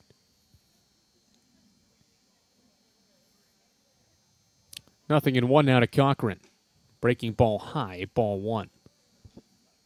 That time just the first baseman Caraballo was charging. They kept the left side of the infield intact. Situational opportunity here for the Eagles to try to get 2 in scoring position. They've got the 9-hitter Cochran batting with nobody out. The 1-1, fastball outside corner, it's strike 2. 1 ball, 2 strikes.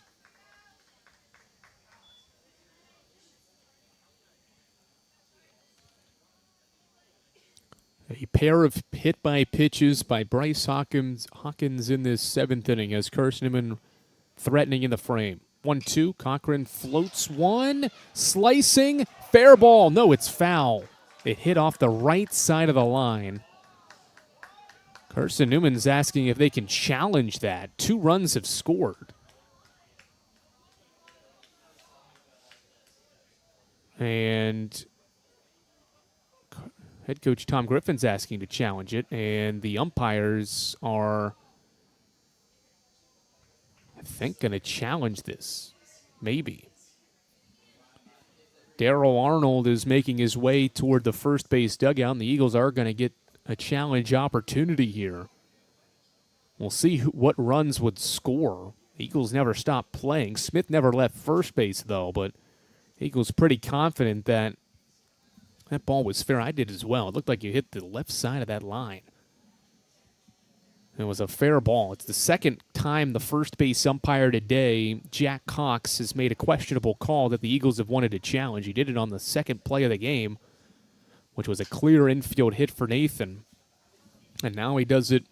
He calls a ball foul on a ball that floated down the right field line off the bat of Carson Cochran. Again, he never left first, but Smith and John O'Pierce kept running and never stopped. So it'll be interesting to see what runs they would allow to occur and score should this get overturned to a base hit. See if the angles are effective enough as well to show that it may be a fair ball. Second challenge by Carson-Newman and third of the year. Again, the Eagles can only do it in Gulf South Conference games because the Gulf South Conference has video review, and it appears the call stands. Challenge unsuccessful. So it keeps the count 1-2. Cochran will stand back in on a foul ball. 1-2 high fastball, now 2-2. Good at bat from Cochran. He's drove in his fourth run of the year in this game. That was back in inning 2. Helped start that 5-run second. The Eagles hoping to get some insurance here in the 7th, up by 3. 2-2 on the way. Breaking ball away, 3-2.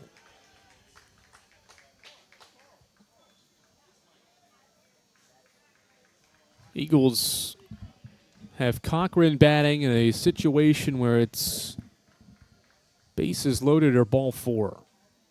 3-2. Swing and a ground ball bouncing through the right side, a base hit. Stop sign goes up for John O'Pierce, and the bases are loaded on Carson Cochran's second single of the day. Good piece of hitting. 2 hit by pitches, and now a single loads him up for Colton Evans.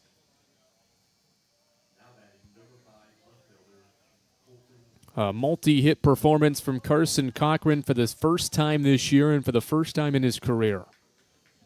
And now Colton Evans after Carson-Newman's 6th hit of the day.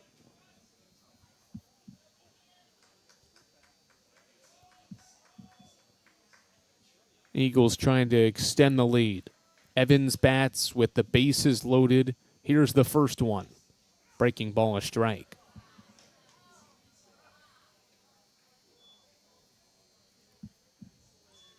Carson-Newman's bases loaded woes have been documented in this game. And the Eagles today with the bases loaded as Evans swings and taps one foul at the plate for strike 2. With the bases loaded today, the Eagles are 1 for 5.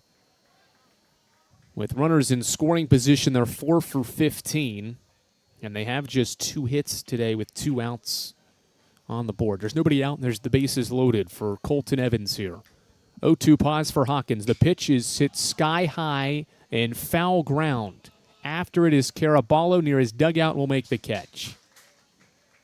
1 away, and now a double play could end the inning as Cole Nathan steps in.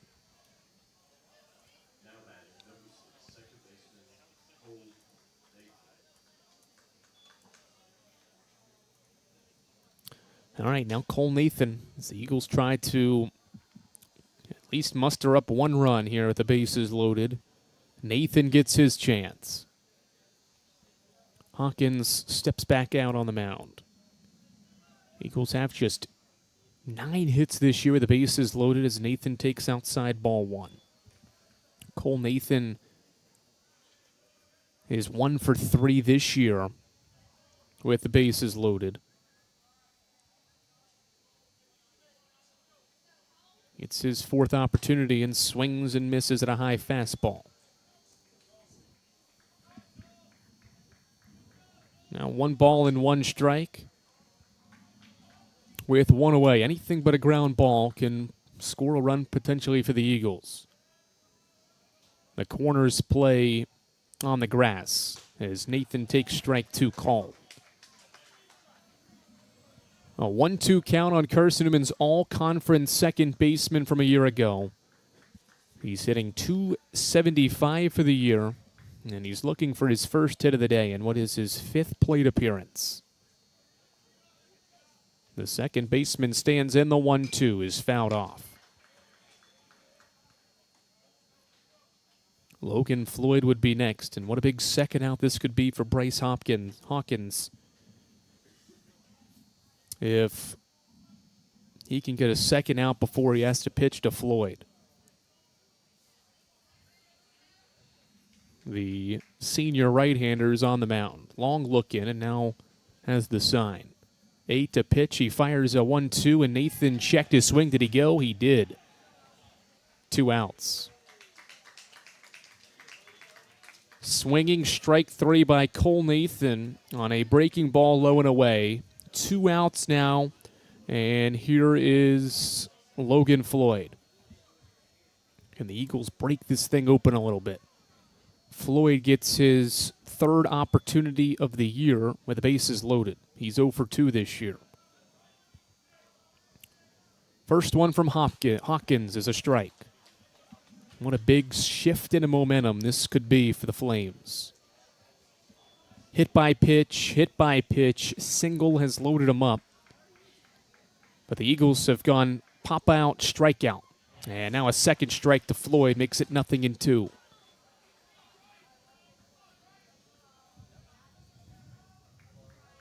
No balls, 2 strikes, 2 outs. The all-conference Floyd batting trying to tack on some more runs for the Eagles. They're up 3 but haven't scored since the second. The 0-2.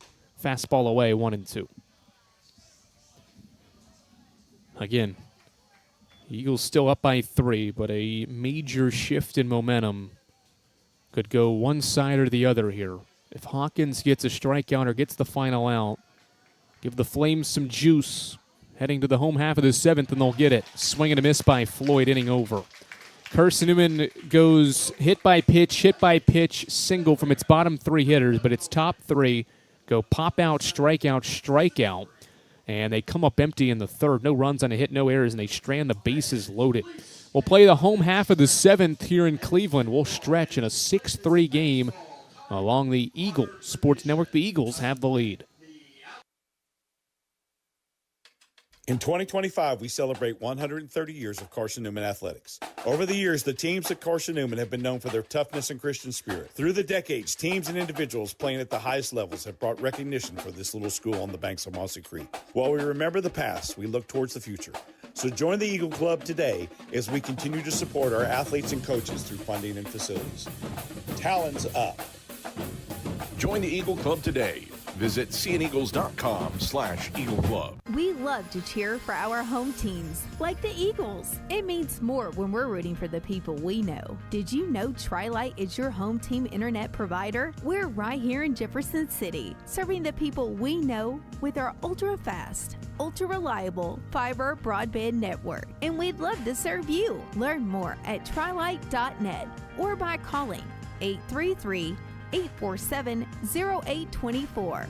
Go Eagles!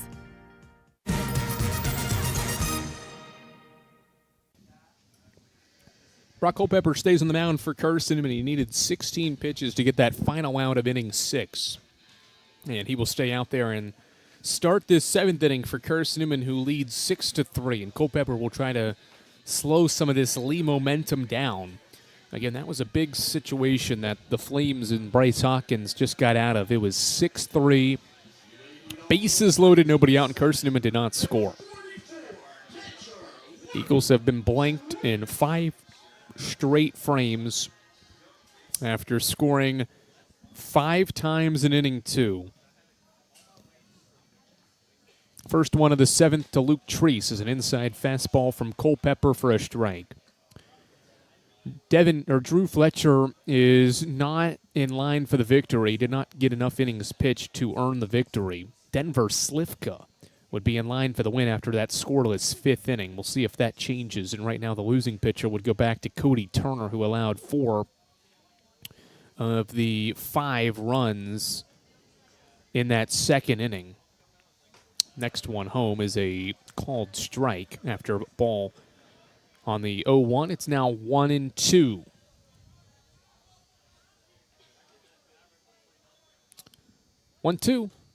Treese goes around, swing and a miss. Good slider away by Culpepper, and Carson-Newman's pitching staff has its 2nd strikeout of the day. 2 away, or 1 away rather, on the 2nd punch out, or the 3rd punch out. And here is the top of the order in Landon Franklin. Culpepper's wine. First one to Franklin in the top of the order is another called strike. Well, the one thing you can expect from Culpepper is for him to find the zone. He's been very efficient this year with his pitches and has been in this game so far. 0-1 to Franklin, hit on the ground, right to Gibson at third. He fields cleanly, a couple of crow hops and a laser of a throw to Gibson, retires Franklin. And it's 2 away. Good throw, Gibson to Floyd, connect for the second out of the 7th, and now Luke Collier. Boy, this would be a massive scoreless 7th if Culpepper can finish the job here. Would probably be the biggest inning pitched, and most important inning pitched of this game as Collier takes outside for ball 1. Culpepper 17 strikes and 24 offerings as he winds for a 1-0. Swinging a tapper foul at the plate. Eagles do have a right-hander throwing down the left field line. Kyle Adams has not pitched in a little while, is warming up. 1-1 from Brock. Swinging a blooper hit behind the mound. Culpepper leaps up, can't make the play. Pierce won't either. He jammed the crap out of Collier on an inside fastball, and he just blooped it behind the mound. Nobody could get it. It's an infield single for Lee's 10th hit. You just can't draw that up any worse than that. On an infield single that I don't even know where to describe. Like, I guess that's an infield single to the pitcher. Because of the way it ends up, it was such a floating ball, but it didn't hang up high enough for anybody to get to it. And when the pitcher follows through, Culpepper was already off the mound. So by the time he had to get back on the mound and then run past the mound and backpedal, he wasn't going to get there in time. So a bloop 2-out infield single puts Cody Turner at the plate, and he whacks and misses at the first fastball from Brock Culpepper for strike 1. 0-1. And now a pitch. That's low to Turner, 1-1. Culpepper's allowed 3 hits, and 2 of them have just been unfortunate for him and unfortunate for the defense as well. The 0-1 pause, or the 1-1 pause, and now a check swing, and Turner did go around. Home plate umpire Daryl Arnold says that Turner went around. Strike 2 swinging, and it's 1-2. 1-2 pause for the senior righty. Ball 2 away. Went to the changeup low and outside, and Turner did not chase.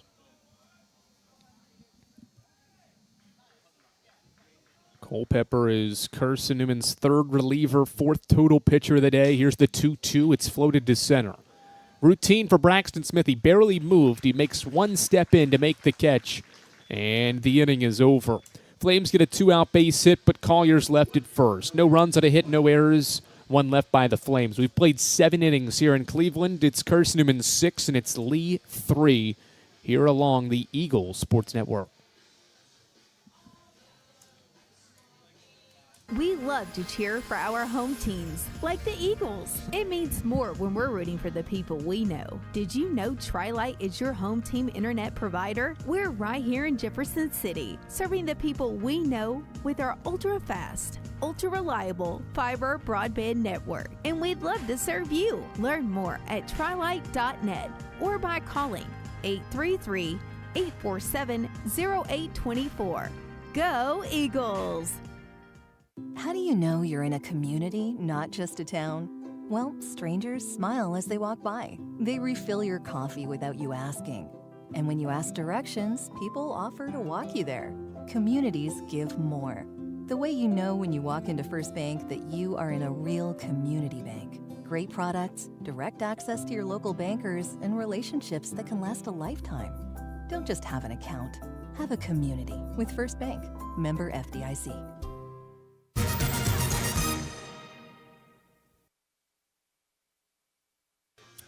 It is a 6-3 Carson-Newman advantage. Cleanup hitter Bradley Soto Diaz will lead off for Carson-Newman here in this 8th inning against a new pitcher, redshirt freshman Hayden Choate, a 6'3 lefty out of Chattanooga, Tennessee, and McCallie School. will pitch for the 4th time this year and for the 2nd time against Carson-Newman. He threw a scoreless inning against the Eagles back on February 24th, and now he goes to work against Carson-Newman's 4, 5, and 6 hitters here in the 8th. First pitch swinging is Soto Diaz to foul off the first offering. Well, Choate into the game for the Flames, and he follows Bryce Hawkins after he pitched a couple of good innings and got out of a bases-loaded jam there in the 7th as Soto Diaz takes outside for ball 1. Choate pitched the 9th inning for the Flames, helped seal the deal in the 7-run win. Back on the 24th of February is the 1-1 breaking ball missed low and inside, 2-1. That base hit for the Eagles was by Evan Mutter in that 9th inning off Choate, as he misses again. So a foul ball to start the inning, and now 3 straight misses put Soto Diaz in a hitter's count to start the 8th. 3-1 now, inside and low, ball 4. So a free pass to Soto Diaz. Eagles have a runner here to start the frame, and here's a pinch hitter in Matt Bishop to pinch hit for the Eagles.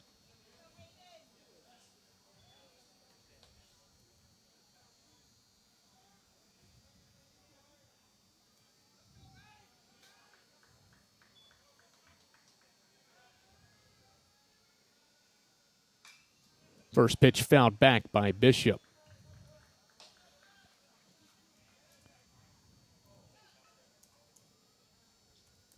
So Bishop bats in what is Kylan Hornbuckle's spot after he pinch ran for the original DH Seth Benner.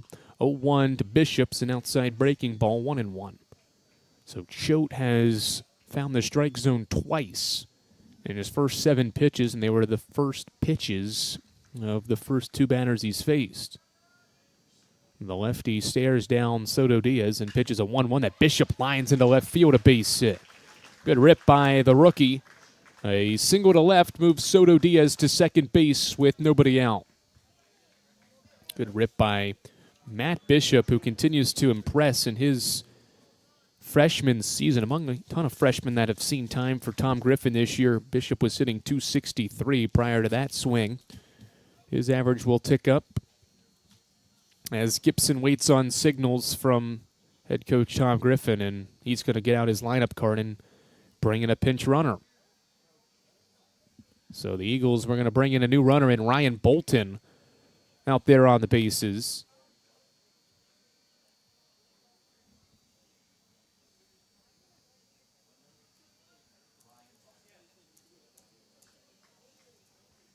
To pinch run.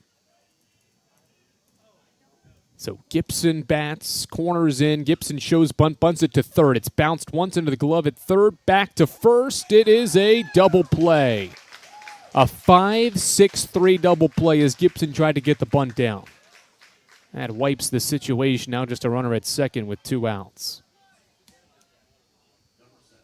It was fielded cleanly by McClary, who threw to the shortstop Collier for the first out, and then Collier made a laser of a throwback to first. And now Choate misses high for ball 1 to John Pierce. 1 ball, no strikes. Pierce bats with Ryan Bolton, the pinch runner at second base, in a 3-run game. Next one home. Fouled back by Pierce on just the 5th strike thrown by Hayden Choate, the lefty. Carson-Newman doesn't have many lefties in its batting order. In fact, Sebastian Rodriguez, Ian Hubbard, just a few Carson-Newman's hitters that swing from the left side. So Choate's facing all righties, really. 1-1. Swinging a tapper foul at the plate by Pierce for strike 2. Oh, what a big situation this would be for the Flames again. Bases loaded, nobody outs. Carson-Newman didn't score, and then first and second, nobody out. And the Eagles bunt into a double play. Here's the 1-2. Grounder foul down the line at third. Those are going to be 2 innings, and there's even more innings. You could go back and say Carson-Newman's left a little bit of food on the table, where it may have been able to add a run here, a run there, more runs, multiple runs, to make this lead more than 3 as Choate rears back and misses way outside with a fastball. That will allow Bolton to sprint to third.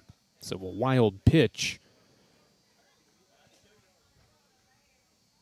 Moves Ryan Bolton to third here with 2 away.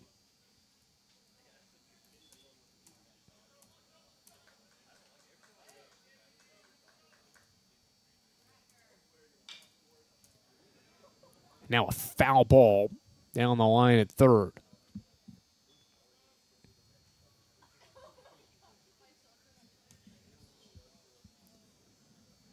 Two count. Pierce trying to give Carson-Newman a 2-out base hit here in the 8th. Carson-Newman's up 6-3. They have 2 hits with 2 outs today for 7 total in the game. But they're 4 of 19 with runners in scoring position. Here's a 2-2. Fastball called strike 3, inning over. Another good start to an inning for a Carson-Newman offense that continues to struggle late in innings when it's got opportunities to score. The Eagles get a hit in the inning, but they don't score, and they strand a 13th runner on base. 6 outs to go for the Eagles, though. They're up 3, and will send Brock Culpepper back to work on the mound for the 8th after these messages along the Eagles Sports Network. Dorm food got you down? Need a home-cooked meal?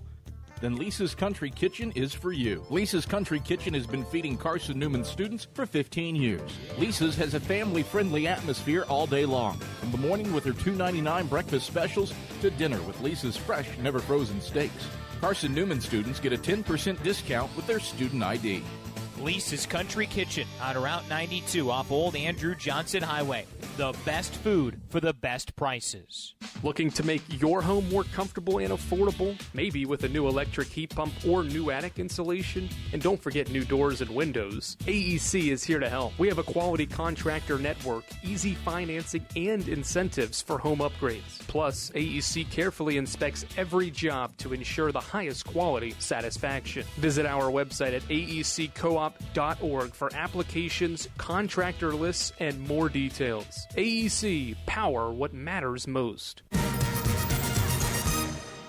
Bottom of the 8th inning, it's Carson-Newman 6 and Lee 3. Andrew Rogers, glad you're back with us from Cleveland, Tennessee, in a game that has lasted more than 2.5 hours. We are in the bottom of the 8th, and Carson-Newman has a 6-3 lead, trying to split the season series with the Flames, who won 9-2 in Jefferson City 3 weeks ago, and Carson-Newman's 6 outs away from doing that and ending a 7-game skid against the Flames. But the Eagles have left some food on the table. They've left 13 runners on base, and they have left double-digit runners aboard for the 7th time this year. 4-5-6 against Brock Culpepper, who misses outside for ball 1. 32 pitches for Brock. He's recorded 4 outs, and this is the 8th batter he's faced.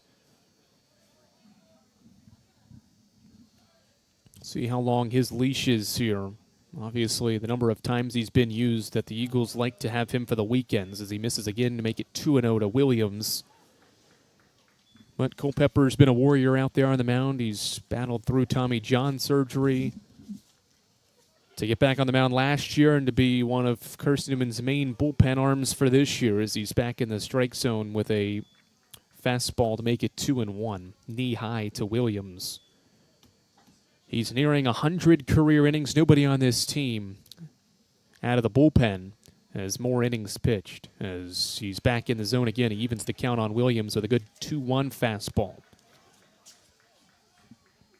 Only Colton Kaysen and Ryan Higgins, 2 starting pitchers, have more career innings than Brock Culpepper. And they've been starters the last handful of years. As Culpepper's slider missed away, and it's a 3-2 count.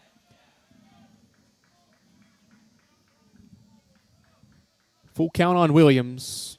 Heart of the order for the Flames. The senior right-hander's got the sign from Carson Cochran, and the payoff. Ground ball. It is Pierce moving to his left to field on the run and throw out Williams. Good defensive play there by John O. Pierce. It was hard to tell initially how hard that ball was hit. It was hit just soft enough that Pierce was able to get his body in front of that baseball, square it up, and still field on the run and throw out the Speedy Williams for the first out of the 8th.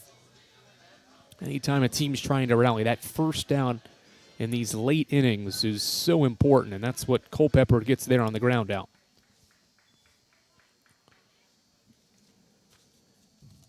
One away for Caraballo, who takes ball one away. Well, we talked about Carson-Newman's inability to fare well in these late innings.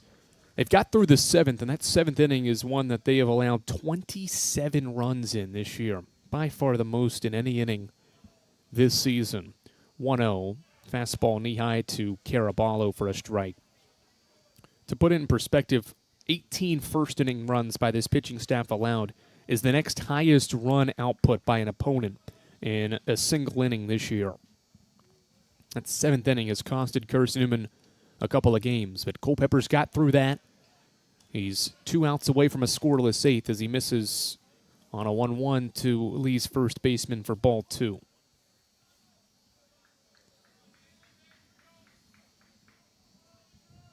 2-1 count as Culpepper gets ready for pitch 41.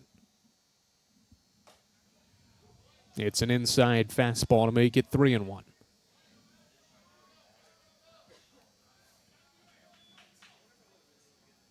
Hitters count for Lee's first baseman. That is 1 for 3 today. Righty-righty matchup here in the 8th with Carson-Newman up 3. And it's a fastball away from Brock, his first walk,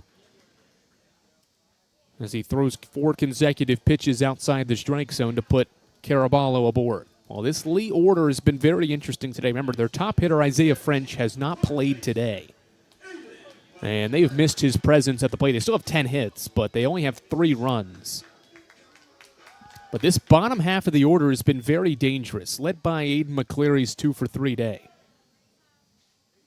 First one to him. He shows bunt, and the lefty takes a strike. 0-1. McCleary's 2 for 3. Valdez is 2 for 3. You add up 5 through 9, and the Flames today are 7 of 21. Line drive left field, a base hit. It sinks in for a base hit down the left field line. Good job by Colton Evans. He tracks down the baseball, fields it cleanly off the freshly cut grass, and keeps Caraballo at second base. So it's a single to left for McCleary. His 3rd hit puts runners on first and second. The Flames have the tying run at the dish for Ryan Valdez. This is Brock Culpepper's game right now. The Eagles have Eli Norris and someone else out there. Can't tell, it's behind the light pole stretching. 2 on, 1 out. Valdez takes away. Valdez, part of this good success. He's 2 for 3 and has hits in consecutive at-bats, including an RBI double in inning 6. 1-0 pause. Line drive, base hit right center field. It'll be 6-4. Go sign up for Caraballo to score. Moving to third base is McCleary. It's 1st and 3rd in a 2-run game on an RBI single from Ryan Valdez. Now Keelan Sanders. This Lee bottom half of the order has been deadly. The duo of McCleary and Valdez have combined to go 6 for 8 against Carson-Newman. Those two in Jefferson City combined to go 1 for 4. Valdez was the only one to play. McCleary didn't play that day. First one home. Ground ball foul by Sanders. Norris continues to throw. The Eagles have a second right-hander throwing as well, and that is Kyle Adams. So Kyle Adams, Eli Norris, 2 options in Carson-Newman's bullpen in a 2-run game. Showing bunt and bunting one back to the pitcher. Culpepper fields and will throw out Sanders. So They tried to bunt home McClary, but the bunt went right back to Culpepper, so he had to stay put. He sprinted back to third, and Culpepper calmly made a 1-3 put out at first for the second out of the inning. And now here is Isaiah French. They will pinch hit Luke Treese and bring in their best hitter in the perfect opportunity.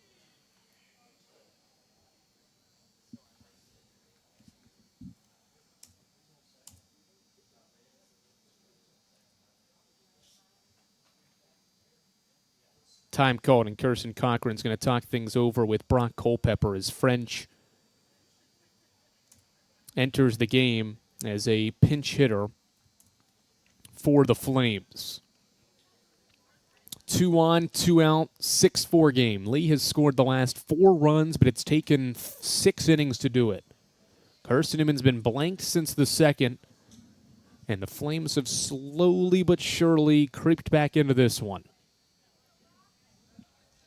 Culpepper against Lee's top hitter, Isaiah French. Did not get the start today, and the Flames are going to watch French get intentionally walked. Probably a smart decision. So French pinch hits, best hitter for the Flames, hitting .415, will get intentionally walked. And that will put the bases loaded and the go-ahead run on the plate, on the bases, for Landon Franklin. Massive spot in this one. 6-4 in the 8th, bases loaded, 2 outs. First one to Franklin, ball outside. Slider missed well outside on pitch 50 from Brock Culpepper. The bottom part of this Lee order has flipped things over for French. Or for Franklin here. 1-0, swing and a drive to left center field. Braxton Smith is after it. He gets near the wall, has room, makes the catch, inning over. Landon Franklin gave it a drive, but Brock Culpepper bears down and gets out of the 8th inning. The Flames get one back on 2 hits, but they strand the bases loaded. It's 6-4, and we head to the 9th here in Cleveland. It's Carson-Newman 6, and it's Lee 3 on the Eagles, or Lee 4 rather. 6 for Carson-Newman, 4 for Lee here on the Eagles Sports Network.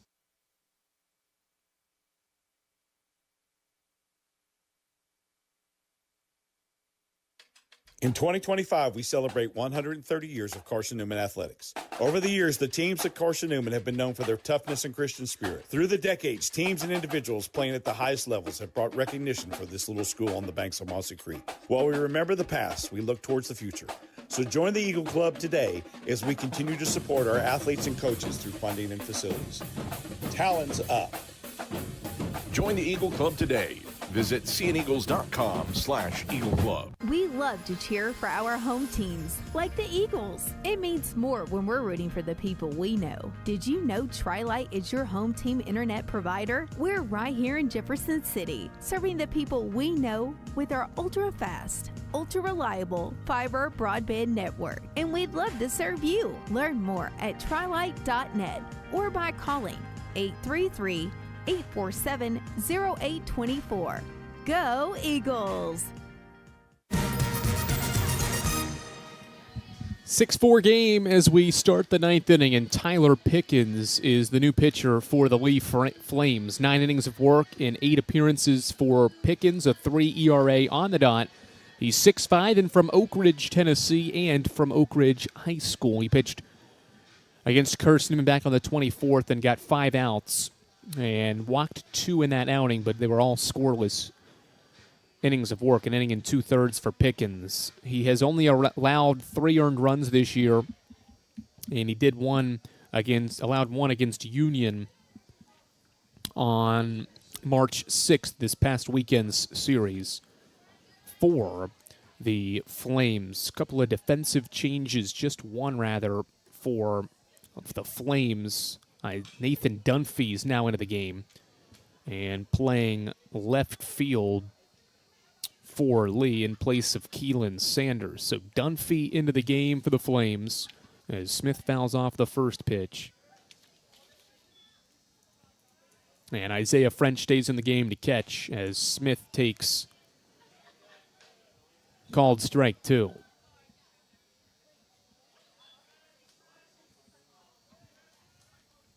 Nothing in two on Braxton against Pickens to start the ninth. And it's a ball in the dirt. All right, 1-2 count. Again, Carson-Newman just trying to survive here. Its offense has had a multitude of chances to increase a lead that was won 6-0, but their pitching staff has held in strong today as Smith rolls over a breaking ball to short. Routine play for Collier. His throw is a good one to Caraballo, and that is the first out of inning 9. Eagles have 7 hits to score 6 runs. They have, in this game, done a good job at the plate. They've been walked 6 times. They've been hit by 5 pitches. So they've drawn 11 free passes, but have not really been able to take advantage of it all as Cochran takes a called strike to begin his 5th at-bat. Good day for Carson Cochran. First career multi-hit day with 2 singles in innings 2 and 7. Swings at a breaking ball here for strike 2. Flames are going to have the heart of their order due up. Luke Collier, Cody Turner, and J.J. Williams, 2, 3, and 4. Even though those 3 statistically in this game are a combined 3 of 10, they're hitting 2, 3, and 4 for a reason. 0-2 to Cochran, swinging a floating one foul behind home. Just barely lifted above the screen to keep it at 0-2. That trio has combined to drive in, not counting today's games, 57 runs for the Flames. There's a reason they're 2-3-4. 0-2, swinging a foul ball off the foot of Cochran at the plate. Won't be an easy ninth, and you consider that and what the bottom part of this lead batting order has done. Carson-Newman's going to have its hands full for whoever tries to close the door. I envision not it to be Brock Culpepper because Eli Norris is still throwing and warming up down there in the bullpen as Cochran takes an outside breaking ball for ball 1. Before we get to the bottom half of the ninth and the drama builds, we'll take a look around the South Atlantic Conference today. 1-2, Cochran went around on a breaking ball low and outside. Just did about 80% of the way. For strike 3, 2 away, top of the order, Colton Evans bats now. Anderson defeats Claflin today in 7 innings, 13-1. Marcel defeated Young Harris. Big upset win for the Lions, 5-3. King takes down Tusculum, 7-6 at home. Southern Wesleyan run rules Newberry, 14-4 and 8. And as Evans takes ball 1 high. Ferrum run rules Emory and Henry, 22-6 in 7 innings. That's Carson-Newman's next opponents, and they lost Carson-Newman's next opponent for the weekend series, and they just lost by 16. Wingate's up 8-4 in the ninth on Mount Olive. Would be a nice little win for the Bulldogs as Evans floats one out to right field, and that will end the inning as Ryan Valdez makes the play. A 1-2-3 ninth from Tyler Pickens will send Carson-Newman back to the mound, needing 3 outs to win its first game against Lee since 2022. The Eagles have lost 7 straight, but they are 3 outs away from win 11 this year and their first against the Flames in 4 years. Find out if Carson-Newman can do it when we return to Cleveland, Tennessee after these messages. You're listening to Carson-Newman Baseball here along the Eagles Sports Network. My favorite thing about my community? The safety, the reliability, the people. We rely on each other, and we rely on local electric co-op. It's not just about electricity. It's about empowering community, empowering moments, empowering safety, empowering togetherness, empowering knowledge. That's why when I need something, I rely on my co-op. I trust my co-op because the co-op is us. We are the co-op. AEC, member-owned and service-driven. This is Carson-Newman men's basketball alum Taylor Hawkins. I want to help your family secure its financial future. I'm with Modern Woodman Financial Planning, where we touch lives and secure futures. Let Modern Woodman protect your family's financial security through life insurance, retirement planning, and financial services. You can contact me, Taylor Hawkins, at cneagles.com/Modern Woodman. That's cneagles.com/Modern Woodman. Help secure your family's financial future through Modern Woodman Financial Planning.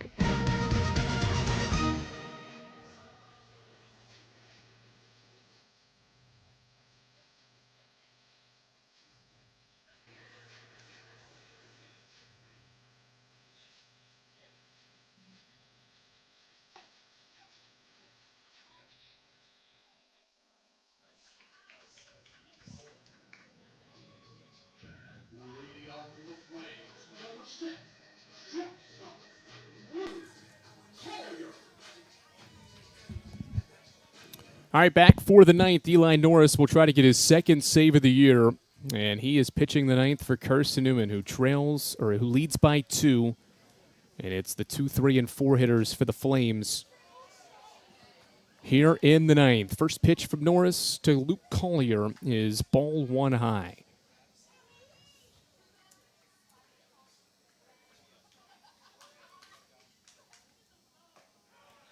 Next one, a strike from Norris, count even.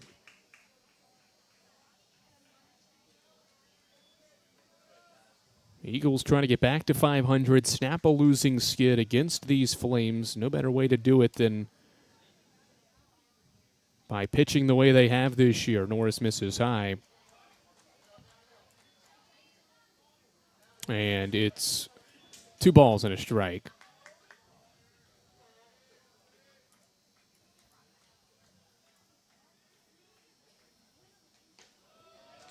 Next one is high as well. 3 balls and a strike now. 3 balls and a strike on Luke Collier, who's homered in this game.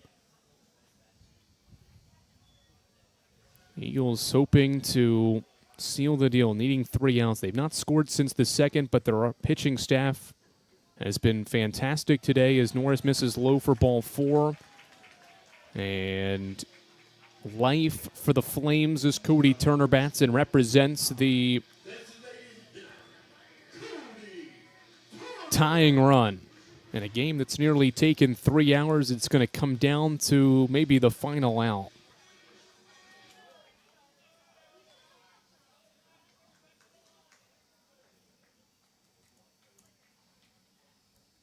First pitch to Cody Turner, called strike from Norris.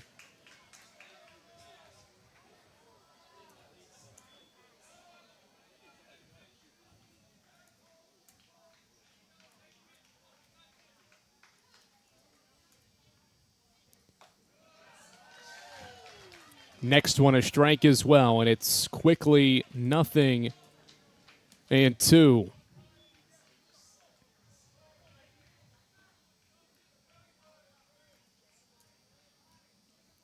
0-2 pause for Norris.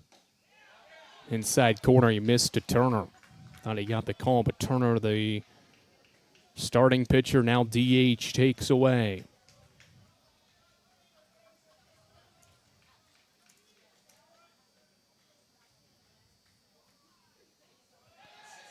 Ball into the turf, and it gets away from Carson Cochran, so that will move Collier up.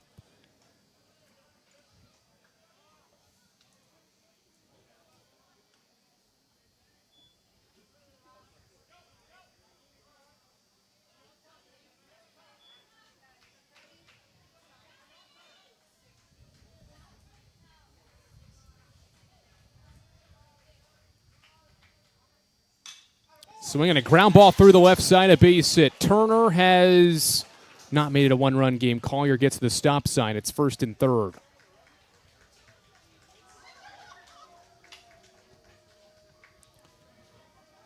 Walk single has allowed the corners to be occupied for the Flames here in the 9th. Time called by the Flames. They're going to chat things over situationally here in this 6-4 game in the 9th. Flames putting a bunch of pressure on Carson-Newman now after Cody Turner's first hit of the game, a single to left.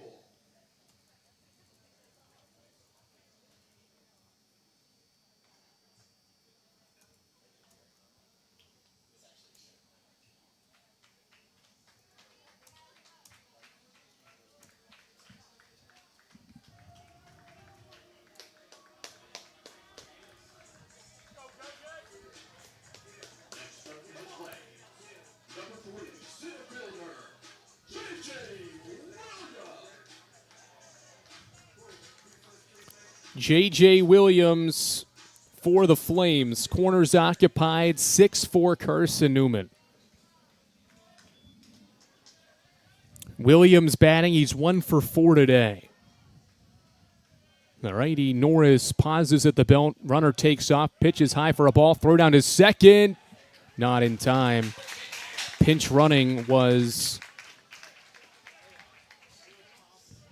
Braden Gable, and he sprinted up to second base safely. And now the Flames have the tying run in scoring position, and Tom Griffin's out to chat with his pitcher.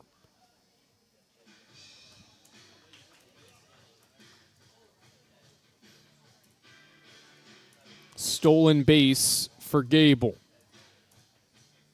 First pitch by Norris was a ball. The Flames have put a bunch of pressure on Carson-Newman today. They've out-hit the Eagles by 6, 13-7. But the story of this game has just come down to Carson-Newman's inability to take advantage of its opportunities to score. And will it come back to haunt the Eagles here in the ninth?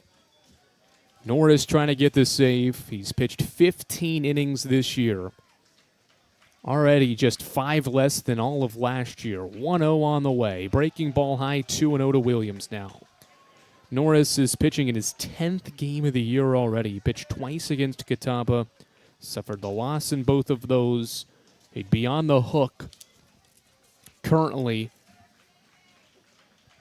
for how things have gone if this inning continues the way it has for Lee. 2-0 fastball strike. Well, you just need an out. And if you're Carson-Newman, you don't want to sacrifice a run for an out, but it's infield's playing normal depth. You'll give up a ground out to allow a run to score because you just need one out in this inning. 2-1 pause for Norris at the belt. He looks at third and now pitches. Fastball, low, ball 3. Well, you do have the open base at first, and even though that would be the winning run for the Flames, it wouldn't be the worst thing in the world to put Williams on here if it happened to be that way, because it would set up a force out everywhere. It would set up a double play ball again. 3-1. Inside, ball 4. 2 walks and a single have loaded them up for the Flames here in the ninth. And it'll be Nate Caraballo to swing the bat for the Flames. Carson-Newman's got another reliever pitching. Kyle Adams has been active out there for a while, and I think the Eagles are going to turn to him. Jason White's out of the third base dugout, and Norris's day is going to be over sooner than he wanted it to. 16 pitches. Again, weekend series coming up. You don't want to extend Eli too far and hurt him for the weekend, and so Carson-Newman's going to turn to Kyle Adams with the bases loaded and nobody out. We'll see how the rookie does in this massive spot. It's still 6-4 Carson-Newman, but the Flames have the tying run at second and the winning run at first here on the Eagles Sports Network.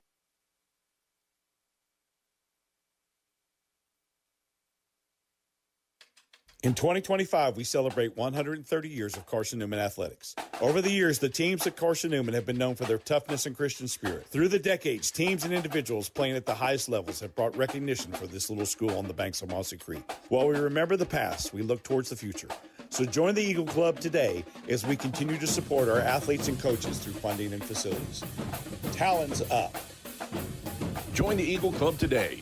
Visit cneagles.com/Eagle Club. We love to cheer for our home teams, like the Eagles. It means more when we're rooting for the people we know. Did you know Tri-Lite is your home team internet provider? We're right here in Jefferson City, serving the people we know with our ultra-fast, ultra-reliable fiber broadband network. And we'd love to serve you. Learn more at trilite.net or by calling 833-847-0824.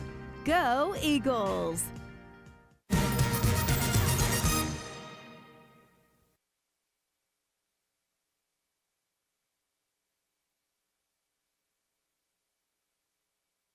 All right, Kyle Adams against Nate Caraballo here in this ninth inning.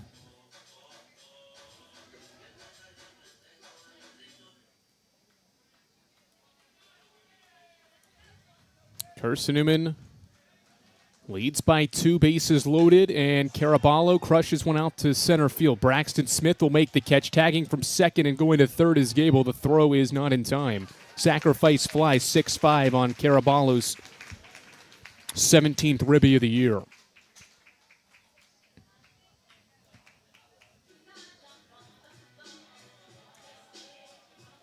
So the Eagles do get an out, but they have to do it on a sacrifice fly that allows Gable to move to third base. 6-5, 1 out, corners occupied in the ninth. And it's Aiden McCleary who's killed Carson-Newman all day. He is 3 for 4. We'll see how aggressive they want to be with Williams at first base as Adams sets, and the first one home is popped up in the infield. In foul ground, Gibson is under it. He makes the catch. A massive second out. McCleary retired for just the second time today. He pops out in foul ground, and Kyle Adams in 2 pitches has 2 outs and has the Eagles 1 out away from a victory. Ryan Valdez stands in the way of a Carson-Newman win. 6-5. Can Adams seal the deal?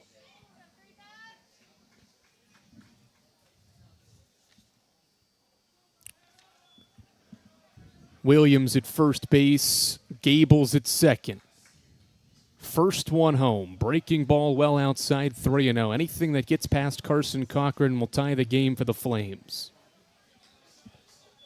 A game that has lasted 3 hours on the dot, coming down to the final at-bat. 1-0. Swing and a miss. Valdez way out in front of Adams' slider.